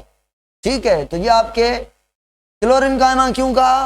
क्लोरोप्लास्ट है। क्या मैं कहूं ये मीजोफिल और क्लोरेन्काइमा ये पैरेन्काइमा है? पैरेन्काइमा है। लोकेशन के अकॉर्डिंग इसको मीजोफिल कहा गया है, क्लोरोप्लास्ट है तो इसको क्लोरेन्काइमा कहा गया है। ये तो एडिशनल नेम है, ओरिजिनली ये पैरेन्काइमा है। एपिडर्मिस वाले सेल आपके पैरेन्काइमा है। आपकी पिथ होती है प्लांट के स्टेम के सेंटर में, वो पैरेन्काइमा है। कॉर्टेक्स होता है प्लांट के रूट और स्टेम में, वो पैरेन्काइमा है। गार्ड सेल आपके स्टोमेटा वाले, वो आपके पैरेन्काइमा है। ठीक है, और तो और when parenchyma in the leaf perform the photosynthetic function, they are called as chlorinchyma. If these chlorinchyma located at the center of leaf, they are called as mesophil. Parenchyma के मिडिल लेमेला में pectin होती है, वो इतनी मजबूत नहीं होती। Pectin के आने से हार्डनेस नहीं आ जाती, लिग्निन से आने से हार्डनेस आ जाती है। ठीक है, फर्स्ट लेवल ऑफ हार्डनेस है pectin, lignin final hardness of level है हार्डनेस की। अच्छा सुने, अब सुने, ये हो गए पैरेन्काइमा। एक है एरिन्काइमा। अब ये कौन सी भला है? एरिन्काइमा। आप कहेंगे सर ये भी पैरेन्काइमा है, मगर जो हाइड्रोफाइट प्लांट है ना, हाइड्रोफाइट्स, उन हाइड्रोफाइट्स के अंदर लीफ को फ्लोट करवाना पड़ता है। फ्लोट करवाने के लिए जो सेल्स होते हैं मीजोफिल, उन मीजोफिल्स में ही एयर भरी होती है। तो वो मीजोफिल जिनमें एयर भरी होगी उन्हें हम एरिन्काइमा कहेंगे। यानी एरिन्काइमा भी ये पैरेन्काइमा का टाइप है। ठीक है, एयर को स्टोर करेंगे। क्यों? डूब ना जाए। डूबेंगे तो क्या होगा? लाइट सही नहीं पड़ेगी, फोटोसिंथेसिस सही नहीं होगी, ट्रांसपिरेशन सही नहीं होगी, स्टोमेटा काम नहीं करेंगे, ओस्मोलरिटी मेंटेन नहीं होगी। एरिन्काइमा ऐसा टाइप है पैरेन्काइमा का जो कि हाइड्रोफाइट्स में होते हैं, हाइड्रोफाइट के लीफ में होते हैं। इनका काम है एयर को स्टोर करना, to float the leaf, leaf को फ्लोटिंग करने के लिए, बैलून की तरह। बिल्कुल, फ्लोटिंग करने से क्या होगा? लीफ ऊपरी सतह पे होगा, लहरें आएंगी, ये वो आएंगी, लीफ डूब नहीं जाएगा। डूबेगा तो ट्रांसपिरेशन कैसे होगी? वाटर कैसे मेंटेन होगा? नहीं होगा ना। लीफ अगर डूब जाए तो लीफ वो सही नहीं रहेगा। ठीक है, बाहर एयर वाले प्लांट का लीफ अगर पानी में डाल दें, कैसा हो गया? जैसे उस पठान भाई ने किया था। क्या किया था? मछली को पानी से निकाल कर कह रहा था, जाओ बहन तुम्हारी जान छूटी, मेरा अल्लाह मालिक है। तो आप अगर किसी टेरेस्ट्रियल प्लांट के लीफ को या पार्ट को पानी में डाल दें वो सांस नहीं ले सकता, जैसे फिश पानी के बाहर सांस नहीं ले सकती। हम पानी में सांस ले सकते हैं, हम, आप और हम। सबमर्ज भी तो होते हैं ना, वो तो फिश के टाइप है ना। सबमर्ज प्लांट जैसे फिश है, उसके पास मैकेनिज्म है पानी में एक्सचेंज करने का, हमारे पास नहीं है। तो टेरेस्ट्रियल प्लांट के पास भी ये सिस्टम नहीं है। अगर टेरेस्ट्रियल प्लांट की बॉडी को आप पानी में डुबा देंगे, डूब दे के रखेंगे, तो वो सांस लेने में उसको प्रॉब्लम होगा और वो जाएगा, टिकट कट जाएगी उस प्लांट की। चलो भाई, ये हो गया, ठीक है। आगे चलते हैं। अब जो स्केलेरन कायमा होते हैं उसके टाइप होते हैं 3 2, एक को कहते हैं फाइबर, दूसरे को कहते हैं स्केलेरिड। स्केलेरिड को स्टोन सेल भी कहा जाता है, और ट्रैकिड और वेसल भी होते हैं। मैंने एक स्लाइड पे पढ़ा रहा हूं, सुने, इस स्लाइड पे पढ़ा रहा हूं मैं, इस पर गौर से सुनना भाई।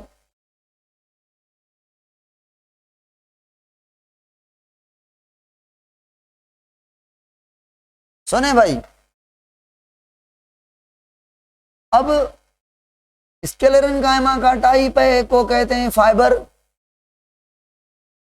और दूसरे को क्या कहते हैं,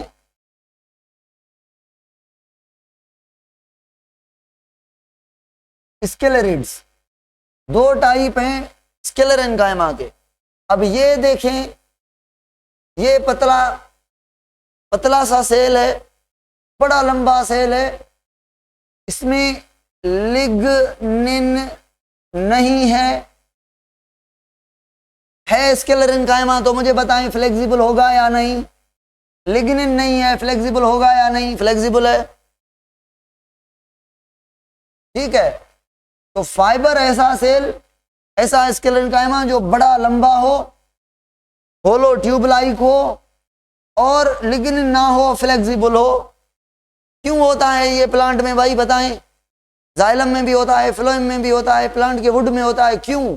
आप कहेंगे सर हमने देखा है कि प्लांट ऐसे खड़ा होता है, जब हवा आती है, प्रेशर आता है, तो प्लांट ऐसे झूम जाता है, नीचे जाता है और फिर वहीं पर आ जाता है, ऐसे फिर वहीं पर। क्या आपकी हड्डी अगर ऐसे मोड़ दी जाए, या टूटेगी या मुड़ेगी, है ना?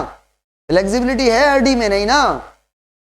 तो ये फाइबर समझ रहे हैं किस काम का है, कि प्लांट नीचे चला जाए मगर टूट ना जाए, फ्लेक्सिबिलिटी के लिए, लचक के लिए, सपोर्ट प्लस फ्लेक्सिबिलिटी दोनों। तो ये प्लांट में होते हैं बहुत सारे। और जो डेट पाम है प्लांट, इसमें तो बहुत ज्यादा फाइबर्स हैं, ज्यादा फाइबर्स हैं।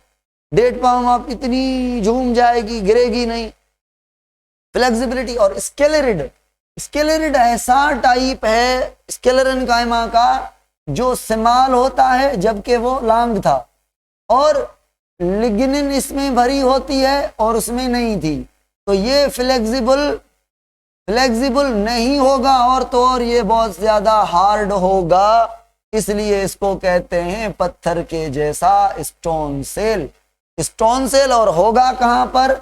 सीड के कोट में। भाई पीच का सीड कोट देख लें, और आप अलमंड बादाम का सीड कोट देख लें, वॉलनट का सीड कोट देखें, कितने पक्के टाइप के होते हैं। इनमें स्केलेरिड्स होती हैं, स्मॉल सेल होता है स्केलेरिड, स्मॉल होता है, छोटा छोटा, लंबा नहीं होता।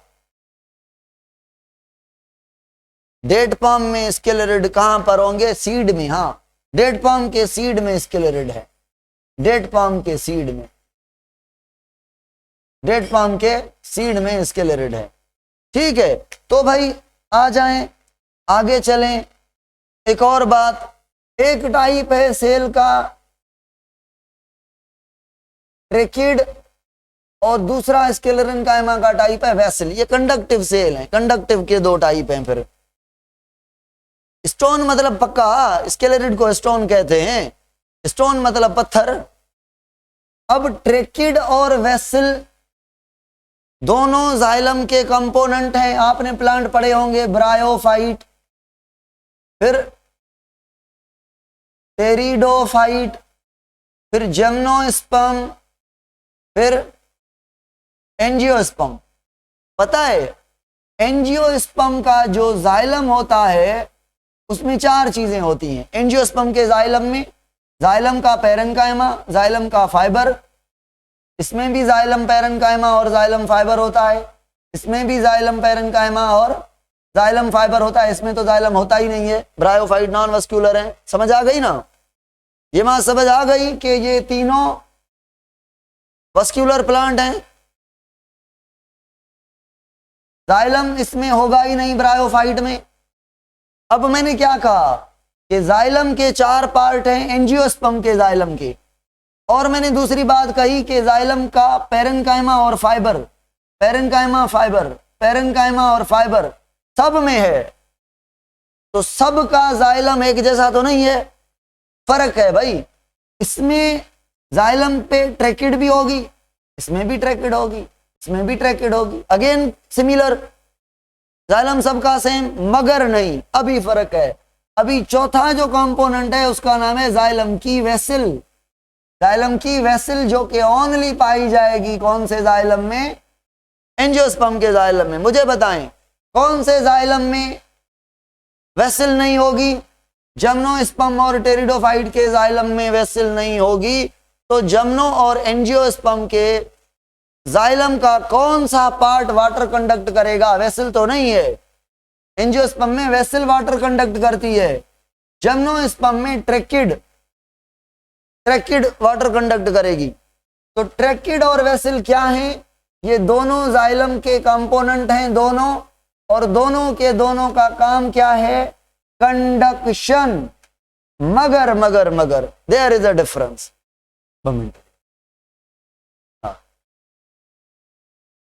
देखें भाई, अब बात यह है कि वेसल एंजियोस्पर्म में कंडक्शन करता है और ट्रैकिड जमनो और टेरिडोफाइट में कंडक्शन करता है। तो आप कहेंगे सर फिर जो एंजियोस्पर्म है उनमें ट्रैकिड क्यों है? भाई मुझे बताएं, एडवांस टाइप के प्लांट कौन से हैं? एडवांस टाइप के एंजियोस्पर्म तो हर जगह, हर घड़ी, हर एनवायरनमेंट में डटे कौन रहेंगे?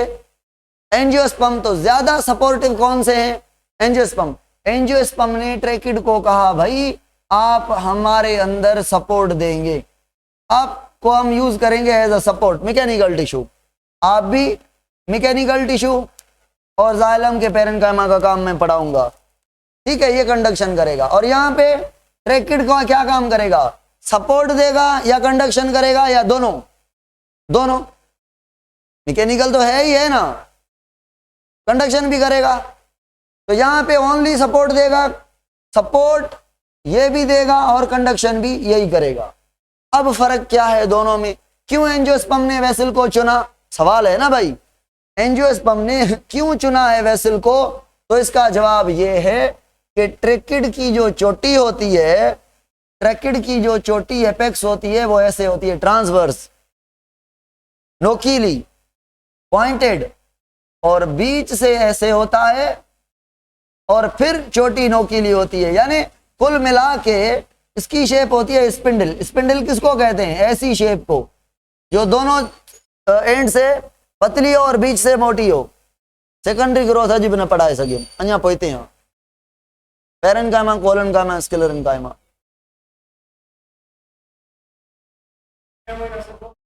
ऑनलाइन है ना मोकले सर, उते बन पूरा तो कर जाए खाली मैं पढ़ाया क्या रिप्लाई में। हाँ भाई, तो ट्रैकिड की एक तो एंड पॉइंटेड है, इनको हम पॉइंटेड, ट्रांसवर्स या टेपर्ड एंड कहते हैं। टेपर्ड एंड बुक में देख लें। और जो वेसल है वो ऐसा होता है भाई, ऐसा। वाह वाह, देखें कितनी प्यारी शक्ल है इसकी, वाटर के पाइप जैसा, इक्वल विड्थ है और जो एंड हैं वो बिल्कुल इक्वल हैं। अगर एक जाइलम का वेसल और दूसरे जाइलम का वेसल आपस में ऐसे बाइंड करें तो आसानी से बाइंड करेंगे, तो एक जाइलम का पानी, एक वेसल का पानी दूसरे वेसल में आसानी से पास होगा, कोई मसला नहीं होगा। मगर यहाँ पे देखें, यहाँ पे अगर ये एक वेसल है और दूसरी वेसल ऐसे होगी, ऐसे दूसरा वेसल होगा साइड में, ठीक है। तो इनके बीच यहाँ पे पोर होगा, गैप होगा, पोर होगा, गैप होगा। इन गैप को हम पिट्स कहते हैं। पिट्स कहते हैं जो छोटी पिट होगी पानी के ट्रांसफर करने में प्रॉब्लम होगा। और तो इसका ल्यूमेन भी एक जैसा नहीं है, वो पानी के कंडक्शन में मसला करेगा। तो पानी के कंडक्शन के लिए बेस्ट कौन है? वेसल है। क्यों? क्योंकि यूनिफॉर्म विड्थ है और जो एपेक्स हैं इसकी वो आपस में एंड टू एंड सही तरीके से इक्वली कनेक्टेड है, टेपर्ड और पॉइंटेड एंड नहीं है। और ये लॉन्गिट्यूडनल है और सही फास्ट कंडक्शन करेंगी। बाकी दोनों के बाहर भाई ट्रैकिड हो या वेसल हो, वाल के बाहर लिग्निन है, वाल के बाहर लिग्निन है। और आपको पता है कि लिग्निन क्या होती है? क्या होती है लिग्निन? वाटर प्रूफ होती है कि नहीं? लिग्निन, लिग्निन क्या होती है? लिग्निन वाटर प्रूफ होती है। लिग्निन वाटर प्रूफ होती है। लिग्निन से पानी निकल नहीं जा सकेगा। इट मीन्स जहां पर पिट्स होंगी वहां पर लिग्निन नहीं होगी, ठीक है। फाइबर सपोर्ट देगा, फ्लेक्सिबिलिटी भी, टूटने से बचाएगा। स्केलेटेड ओनली सपोर्ट के लिए है, वेसल और ट्रैक्टेड कंडक्शन के लिए है। मगर ये जमनो और पटेरिडो में, ये एनजीओ में, और ये दोनों सपोर्ट के लिए भी हैं, ठीक है। तो ये भाई आज का टॉपिक था आपके सामने। अब कल पढ़ेंगे इंशाल्लाह टिश्यू, मेरिस्टेमेटिक टिश्यू का टाइप है जो कि प्लांट के स्टेम में और रूट में पाया जाएगा, और वो रूट और स्टेम में मोटापा बढ़ाएगा। प्लांट जब मोटापा बढ़ाता है उसे कहते हैं सेकेंडरी ग्रोथ। और भाई एक और बात, ये जो फाइबर था ना, फाइबर इसको लोग यूज करते हैं रोप बनाने में, रस्सी वगैरह, ठीक है। जो जूट है, हेम्प है, उस बनाने में, जो तड्डे वगैरह होते हैं, ठीक है, इनमें बनाने में इनको यूज किया जाता है। फ्लेक्सिबिलिटी है ना इनमें, फाइबर में, ठीक है। मोर सपोर्टिव ट्रैकिड या वेसल, मोर सपोर्टिव वेसल में लिग्निन ज्यादा होती है, नहीं ट्रैकिड ज्यादा सपोर्टिव होगा। अटैचमेंट उसकी जो अरेंजमेंट है वो ज्यादा थोड़ा सपोर्टिव है, वेसल से ज्यादा कंडक्टिव वेसल है, ठीक है भाई। आज के लिए इतना काफी है।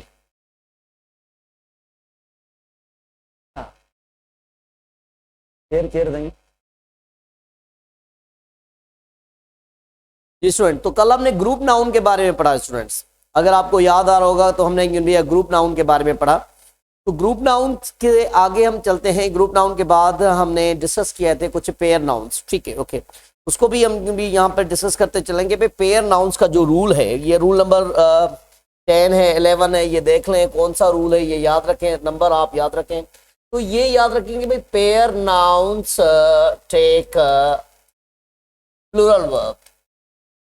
प्लूरल वर्ब, पेयर नाउन के साथ जो हम वर्ब लगाते हैं वो प्लूरल लगाते हैं। This is number 11, okay. तो जैसे हमने कहा कि भाई ग्लासेस है, या हमने कहा पैंट्स है, या पैंट्स का सिनोनिम स्लैक्स भी यूज कर सकते हैं। स्लैक्स है, जीन्स है, पजामास है, टाइट्स है, ठीक है स्टूडेंट्स। या आप कहें कि भाई बाइनोक्यूलर्स हैं, तो ये इसके साथ आप प्लूरल लगाते हैं। क्यों भाई इसे पेयर नाउन कहते हैं? इट मींस पेयर नाउन हम उसे कहते हैं a thing which has two parts which are inseparable. एक चीज जिसके दो पार्ट हो और दोनों ही इनसेपरेबल हो, तो उसे हम भी पेयर नाउन्स कहते हैं, ठीक है स्टूडेंट। तो यस स्टूडेंट्स, तो ग्लासेस है, पैंट्स है, स्लैक्स है, जीन्स है, टाइट्स है, बाइनोक्यूलर्स है, या यहाँ पर भी सीजर्स की बात लिख लेते हैं, ठीक है। तो ये सारे भी जो नाउन है, ये सारे क्या हैं कि भाई ये पेयर नाउन है। एक चीज के दो पार्ट्स होते हैं। ग्लासेस में भी ऐसा होता है, पैंट्स में, स्लैक्स में, जीन्स में, टाइट्स में, बाइनोक्यूलर्स में भी। अगर मैं कहूँ कि भाई have you got a pair of binoculars, ये देखें बाइनोक्यूलर्स, ओके। अच्छा, और मैं कहूँ कि भाई she can't see very well, she needs, ये देखें she needs glasses, तो सबसे पहले तो ये एरर समझ लें कि ये कभी भी सिंगुलर में यूज नहीं होते, ठीक है। तो आप इसको इंडिया सिंगुलर में यूज नहीं कर सकते, ये बाइनोक्यूलर्स लिखा हुआ है या ग्लासेस लिखा हुआ है, तो इसको आप कैन भी सिंगुलर में यूज नहीं कर सकते। ये याद रखें कि भाई आप इसको सिंगुलर में नहीं लिखेंगे, आप यहाँ पर ग्लास नहीं लिखेंगे, बाइनोक्यूलर नहीं लिखेंगे। तो एक तो चीज ये याद रखें, ठीक है। और दूसरा ये पॉइंट्स याद रखें कि भाई जब भी एज अ सब्जेक्ट आप यूज कर रहे हैं कि भाई दीज, सपोज मैं कह रहा हूं कि भाई दीज टाइट्स आर एक्सपेंसिव तो आप इस सेंटेंस में यहां पर मैंने जो दीज टाइट्स लिखा हुआ है, तो आप कभी भी इसे दिस टाइट नहीं लिख सकते हैं, दिस पैंट नहीं लिख सकते हैं, दिस टाइट्स नहीं लिख सकते हैं, ठीक है। तो ये नहीं हो सकता, ठीक है। तो ये है कि भाई आप इसको जस्ट ये प्लूरल इसके साथ हम वर्ब लगाते हैं और ये एस में स्ट्रक्चर होती है, क्लॉसेस है, पैंट्स है, स्लैक्स है, जीन्स है, टाइट्स है, ओके। तो अच्छा, एक और सेंटेंस भी यहां पर बनाते हैं कि भाई माय जीन्स नीड्स वॉशिंग। तो क्या होगा इसमें, ठीक है स्टूडेंट। तो इसमें क्या होगा, माय जीन्स नीड होगा या नीड्स होगा, कौन सा यहाँ पे वर्ब लगना चाहिए। एक तो माय जीन्स करेक्ट है, माय जीन्स नहीं होगा, और इसके बाद जो वर्ब होगा वो प्लूरल होगा, नीड, एस लगाएंगे। अच्छा, और इसमें पेयर के बारे में आते हैं, पेयर में कैसे आप यूज कर सकते हैं। तो आप इसमें पेयर में कैसे यूज कर सकते हैं, ये देखें। आप ऐसा लिख रहे हैं कि भाई, अगर आप लिख रहे हैं कि भाई सिजर्स, ये देखें, scissors are lying on the table, okay. जैसे मैंने कल आपको ये भी समझाया, तो ये तो आर हो रहा है, सिजर्स के साथ हम आर लगाएंगे, एक चीज के पार्ट्स दो हैं, ठीक है। अच्छा, इसमें अगर आपने, अच्छा, तो ये शी नीड्स की वजह से हो रहा है। यहाँ पर ये देखें कशिश, ये देखें, तो यहाँ पर ये सब्जेक्ट जो है ना वो शी है, इसकी वजह से ये नीड्स हो रहा है। अगर ग्लासेस पहले आता तो ग्लासेस के साथ जो वर्ब होगा वो या आप इंडिया प्लूरल रखेंगे। तो पेयर नाउन, तो ये जान लेंगे पेयर नाउन के साथ आपको वर्ब जो है ना वो प्लूरल यूज करना है। और पेयर नाउन कभी भी ये सिंगुलर में कभी भी यूज नहीं होते। ग्लासेस है, पैंट्स है, स्लैक्स है, जीन्स है, टाइट्स है, तो ये सीजर्स है, इसको आप सिंगुलर में नहीं लिख सकते, सीजर नहीं लिख सकते, बाइनोक्यूलर नहीं लिख सकते, पैंट नहीं लिख सकते, ठीक है, ग्लास नहीं लिख सकते। अच्छा, और जब भी आप भी इसको पेयर लगाएंगे, जैसे मैंने लिखा कि भाई scissors are lying on the table, ठीक है, तो मीन्स यहाँ पर ये भी एक कैंची की बात हो रही है। अगर आप पेयर लगाएंगे तो आप ऐसा लिखेंगे, a pair of scissors, क्या लिखेंगे, a pair of scissors is lying on the table, is lying on the table। तो यहां पर जो is आ रहा है वो एक पेयर की वजह से आ रहा है। अगर इसकी जगह पे टू पेयर होते तो फिर क्या होता, ये देखें, तो a पेयर की वजह से यहां पर ये is आ रहा है। ऐसा नहीं कि भाई यहां पर के ये scissors की वजह से आ रहा है कि ग्लास, एज अ ग्लास हम भी यूज करते हैं अनकाउंटेबल नाउन को, तो फिर उसके साथ सिंगुलर लगता है ग्लास, यस। तो यहां पर ये आप ग्लासेस की बात कर रहे हैं, चश्मे की बात कर रहे हैं। अ पेयर ऑफ सीजर्स, ये देखें, अ पेयर ऑफ सीजर्स, तो यहां पर क्या आप यूज करेंगे, सिंगुलर वर्ब यूज करेंगे, a pair of scissors, yes, a pair of के साथ सिंगुलर होगा, ठीक है। अगर इसमें आ जाए टू पेयर, क्या आ जाए, टू पेयर ऑफ सीजर्स, तो क्या होगा इसमें, अगर टू पेयर आ जाए तो फिर क्या होगा इसमें, ये तो आर होगा, ठीक है। तो ये याद रखें, ओके, कि भाई जो आप इसमें यूज करेंगे वो आपके भी वर्ब तो एक तो प्लूरल यूज करेंगे, अगर अ पेयर आ जाए तो उसके साथ ये सिंगुलर लगेगा, अदरवाइज इसके साथ आप टू पेयर लगाएं, थ्री पेयर लगाएं, तो इसके साथ जो वर्ब होगा वो क्या कहेंगे, वो प्लूरल होगा, ठीक है स्टूडेंट। तो अगेन मैं रिपीट थोड़ा सा ये करता चलूं और इसकी एक पॉइंट भी बनाते हैं। तो पेयर नाउन, जो सारे पेयर नाउन हम किसे कहते हैं, ऐसे नाउन जिसके, ऐसी चीज जिसके दो पार्ट्स हों और दोनों ही इनसेपरेबल हो, तो हम उसे इंडिया पेयर नाउन कहते हैं। अच्छा स्टूडेंट, पेयर नाउन में सबसे पहले जो पॉइंट्स हमने लिखी हुई है कि pair noun take plural verb, pair noun के साथ प्लूरल वर्ब लगाते हैं, ठीक है, ओके। तो अच्छा, और ग्लासेस, पैंट, स्लैक्स, जीन्स, ये सारे इसके साथ आप प्लूरल वर्ब लगाएंगे एज अ सब्जेक्ट जब आप इसको यूज करेंगे। जब अलोन यूज करेंगे तो इट मीन्स ये ग्लासेस होगा। ये देखें यहाँ पर ये ग्लास नहीं लिख सकते, ग्लासेस लिख सकते हैं, बैनोक्यूलर नहीं लिख सकते, बैनोक्यूलर्स लिखेंगे, ठीक है। बट एज अ सब्जेक्ट जब भी इनको आप यूज करेंगे, क्योंकि आप सब्जेक्ट वर्ब एग्रीमेंट को पढ़ रहे हैं, तो जब भी ये ऐसे नाउन आप एज अ सब्जेक्ट को यूज करेंगे, सब्जेक्ट की पोजीशन में यूज करेंगे, तो इसके साथ जो वर्ब होगा वो प्लूरल होगा। पर कहीं भी ये इस टाइप के वर्ड आप पेयर में आ जाए तो उसके साथ ये सिंगुलर होता है। वो इसलिए होता है कि भाई ऑफ से पहले आप इसको देखते हैं, अ पेयर वर्ड जो यहाँ पर सिंगुलर है तो यह पे इज लगेगा, ठीक है। अब पेयर की जगह पर अगर टू पेयर होते तो यहाँ पर भी आर लगेगा, ठीक है सर। हाँ, पैंट के साथ आर लगेगा ना, माई पैंट्स आर, इज नहीं होगा, ठीक है। माई पैंट्स आर होगा, ये भी इसमें भी प्लूरल होगा, सिंगुलर नहीं होगा। अगर अच्छा एक और इसकी पॉजिटिव केस की बात करते चले कि भाई okay I am looking for my glasses, ये देखें, अगर ये देखें I am looking for my glasses,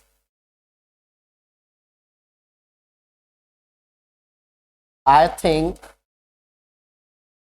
I put a dash down somewhere। थोड़ा ये लंबा हो गया सर,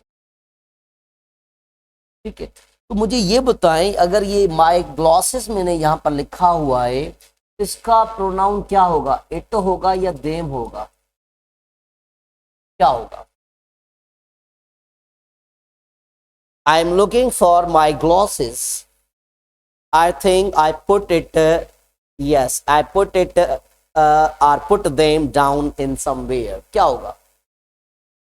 them होगा या it होगा? ऑब्जेक्टिव केस की बात हो रही है, पॉजिटिव में there और it's लगा सकते हैं, ये ऑब्जेक्टिव केस की बात हो रही है। तो जैसे आपने पढ़ा कि भाई ये सारे प्लूरल हैं, तो इसके साथ प्लूरल वर्ब लगता है, तो इसकी जो केस होगी वो भी प्लूरल होगी, सिंगुलर नहीं होगी। तो याद रखें, क्योंकि इसकी जो केस होगी वो भी एक भी प्लूरल होगी, सिंगुलर नहीं होगी। तो यहां पर जो आप यूज करेंगे student, very good, all of you, good way you, the way you in be answer about this question, all of you are correct, yes. तो यहां पर ये आप देम लगाएंगे।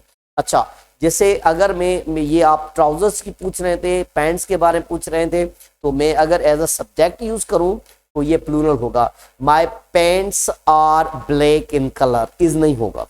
My pants are black in color होगा। My trousers are too short, my trousers is नहीं होगा, are होगा। तो क्लियर है ये पॉइंट स्टूडेंट पेयर नाउन के बारे में, या कुछ पूछना है तो यस देख लो जी स्टूडेंट्स, एनीथिंग? यस।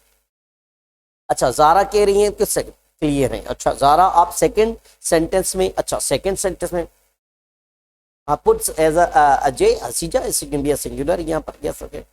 पुट तो ये आई से हो रहा है ना, I can be, I think I put them, ये जो आई है ना, इससे हम रिलेट कर रहे हैं ना, इसका तो उसमें कोई नहीं है। अच्छा, सेकंड क्वेश्चन में क्या है? Yes okay. तो सेकंड क्वेश्चन में ये है कि भाई she can't see very well, she needs glasses. तो यहाँ पर ये नीड्स जो हो रहा है वो सब्जेक्ट की वजह से हो रहा है, क्योंकि शी यहाँ पर सिंगुलर है, इसकी वजह से हम यहाँ पर नीड्स लगा रहे हैं। एंड ग्लासेस जो है ना, ये हमारा ये पेयर नाउन वर्ड है, ये जैसे है प्लूरल में ऐसे ही रहेगा, ठीक है स्टूडेंट। तो आगे बढ़ते हैं, आगे इसको पॉइंट को पढ़ते हैं।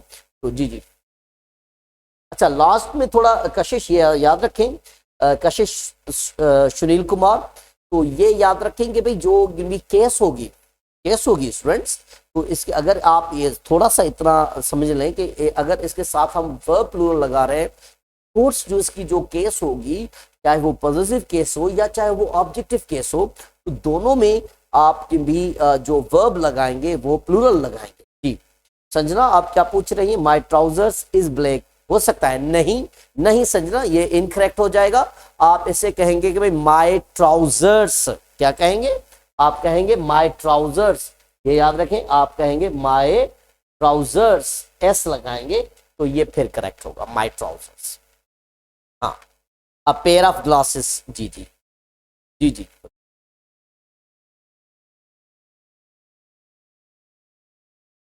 महाबलदेव, ये याद रखें, जो सब्जेक्ट होता है उसकी पॉजिटिव बनती है। अगर आप पेयर की आप बना रहे हैं तो वो सिंगुलर बनेगी, नेट्स बनेगी।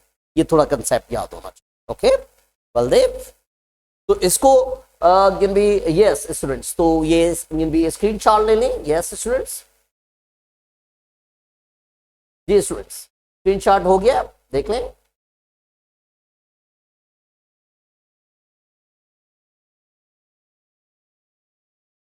हेलो स्टूडेंट्स, स्क्रीनशॉट हो गया, okay fine fine.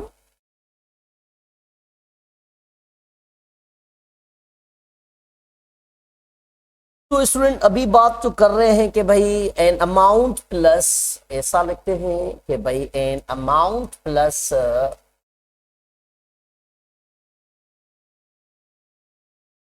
Singular verb. अभी इस रूल को डिस्कस करते हैं।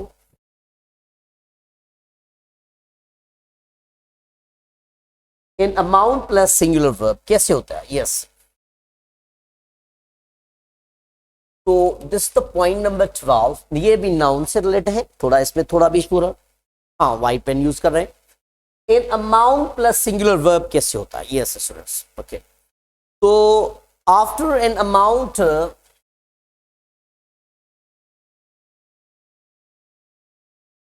an amount of money,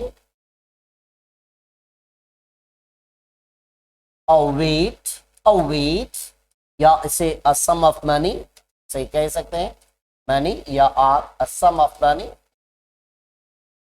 a weight, a distance,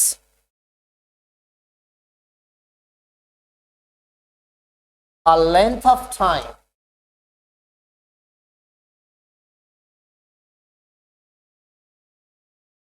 singular verb is used.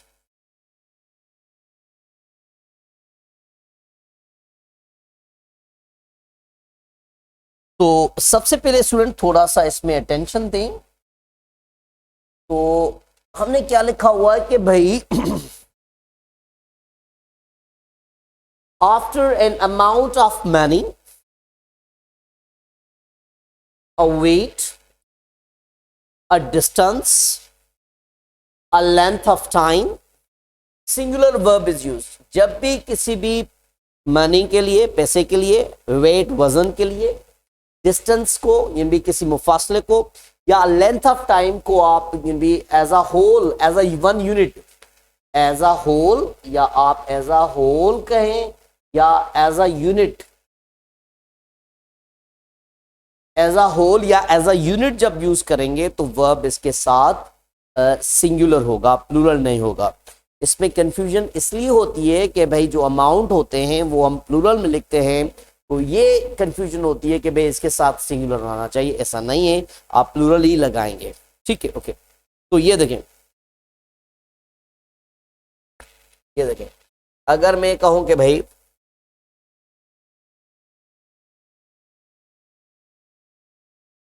500, ये देखें मैं यहाँ पर लिख रहा हूं, ये 100 के बारे में भी थोड़ा मैं पढ़ा रहा हूं कि भाई 100 कैसे, इसको आगे पढ़ते हैं। 500, ये देखें कि भाई 500 आपने लगा लिया, फिर मैं आगे लिख रहा हूं डॉलर्स, ठीक है। Dash stolen in the robbery, ठीक है सर। तो क्या होता है कि भाई डॉलर्स को देखकर स्टूडेंट कंफ्यूज हो जाते हैं कि भाई इसमें हम वर्ब लगा लें, क्या लगेगा, एक तो आप सुन लें $500। तो ये इसमें जब भी अमाउंट, सम ऑफ मनी या वेट की बात होती है, या डिस्टेंस की बात होती है, या लेंथ ऑफ टाइम की बात होती है, तो क्या होता है स्टूडेंट, उसमें बेसिकली कंफ्यूजन की जो बात होती है कि भाई वो उसमें हम एस लगाते हैं, तो एक तो इससे स्टूडेंट कंफ्यूज हो जाते हैं कि मतलब एज अ वन सम होता है। यस जी जी, तो इसके साथ जी जी, तो ये वाज होगा बिल्कुल। हाँ, यहां पर मैंने ये साइड में लिखा हुआ है एज अ होल या एज अ वन यूनिट, ठीक है। मींस एज अ सब्जेक्ट जब आप इसको यूज करते हैं तो एज अ होल हो जाता है इसको, ठीक है। तो एक और भी यहाँ पर भी एग्जांपल बनाते हैं कि भाई okay, 3 years dash a long time to be without job, to be without job, yes sir। तो 3 years is होगा या आर होगा,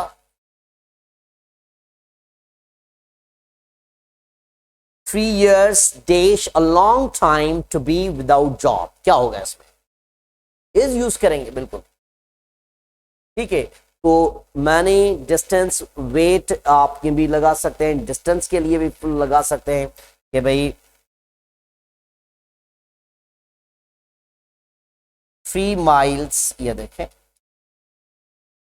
dash too far to walk, या मैं कहूं कि भाई 5 minutes 10 minutes, तो they seem long to wait,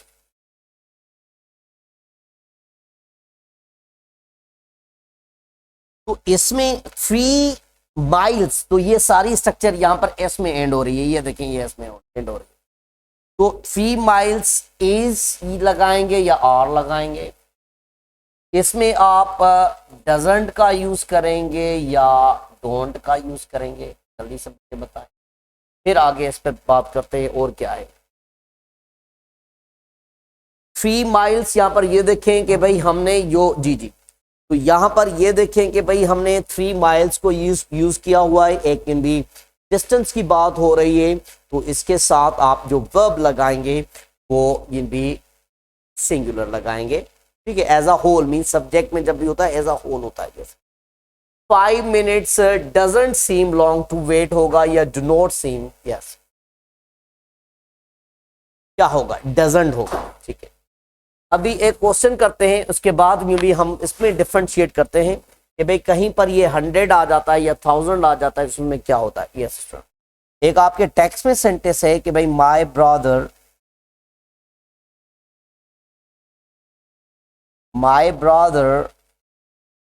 says that 100 yard, ये देखें मैं इसको थोड़ा शॉर्ट का सेंटेंस लिख रहा हूं, 100 yards dash his best distance,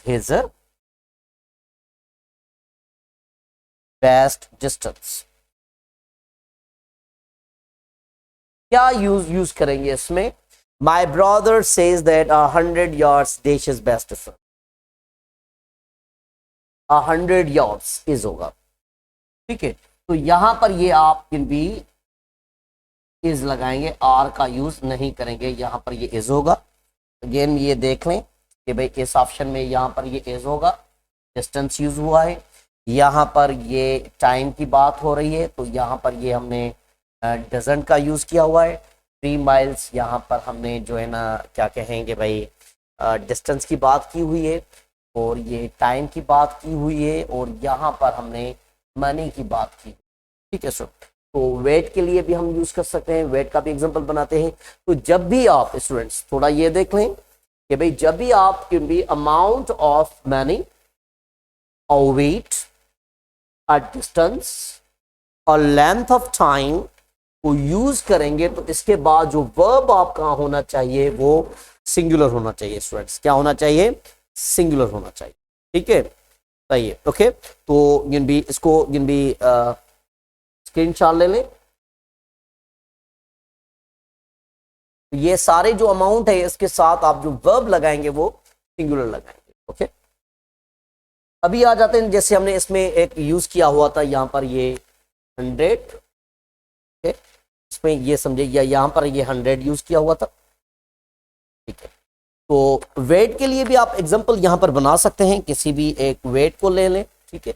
अगर मैं कहूं कि भाई 19 किलोस, ये देखें एक हमने वेट ले लिया, देश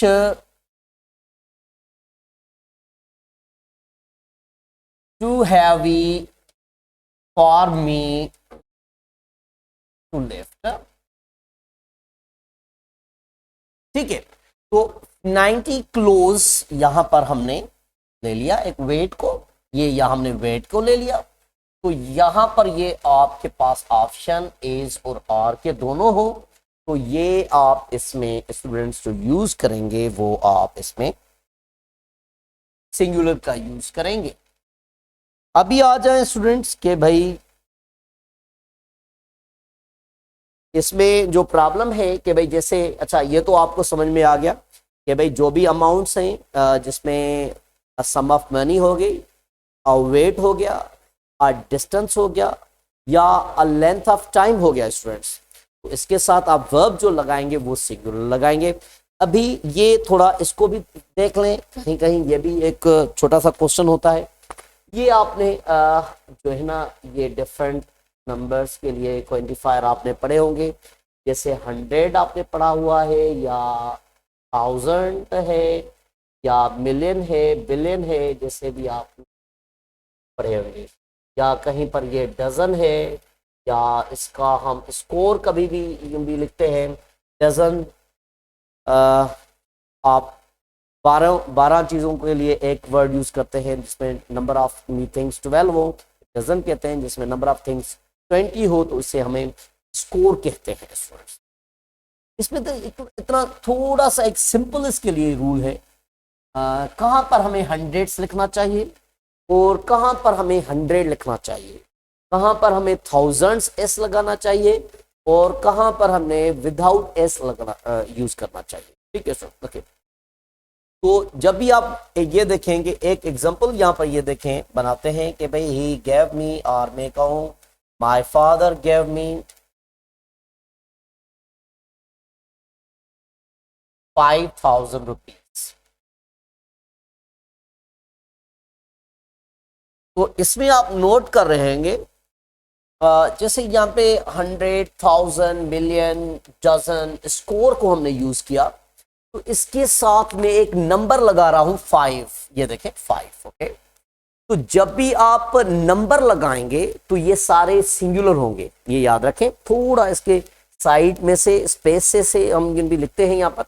अगर आप इस सारों के साथ विद न्यूमरल, ये देखें मैं यहाँ पर इजी कर लूं तो ये मैं लगा रहा हूं विद न्यूमरल्स, कि भाई ये जो भी आप यूज करते हैं 100 को, 1000 को, मिलियन को काउंटिंग के लिए, जब भी जो भी चीज यूज करते हैं इसमें से, तो आप इसके साथ अगर भी विद नंबर की बात करते हैं, विद न्यूमरल्स की बात करते हैं, तो ये सिंगुलर होता है। इसमें इसको कभी भी प्लूरल नहीं लिखना चाहिए।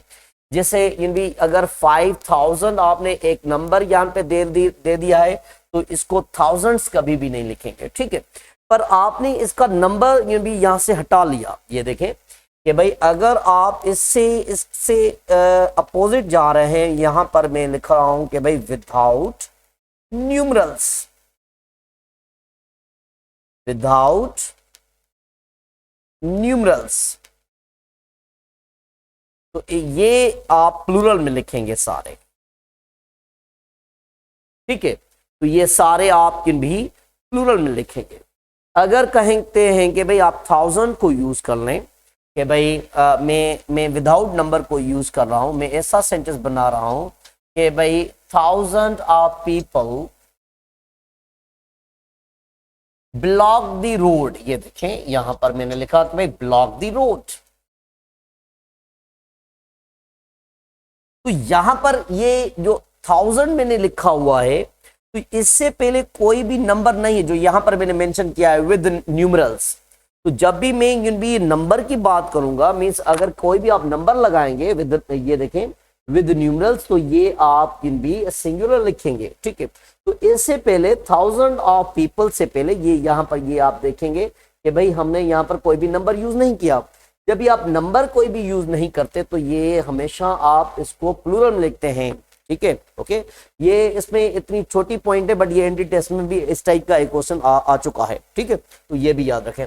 तो thousands of people block the road, okay. तो ऐसा ही सेंटेंस अगर मैं बनाऊं कि भाई ये देखें कि भाई 100 ऑफ पीपल, या मेल लगा लें,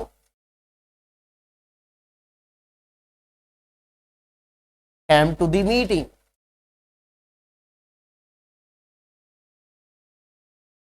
तो ये आप लगाएंगे इसमें, अगर कोई नंबर यहां पर नहीं है तो ये आप लगाएंगे 100, ठीक है स्टूडेंट, ओके। तो एक दो क्वेश्चन इसमें प्रैक्टिस करते हैं। ये देखें, मुझे ये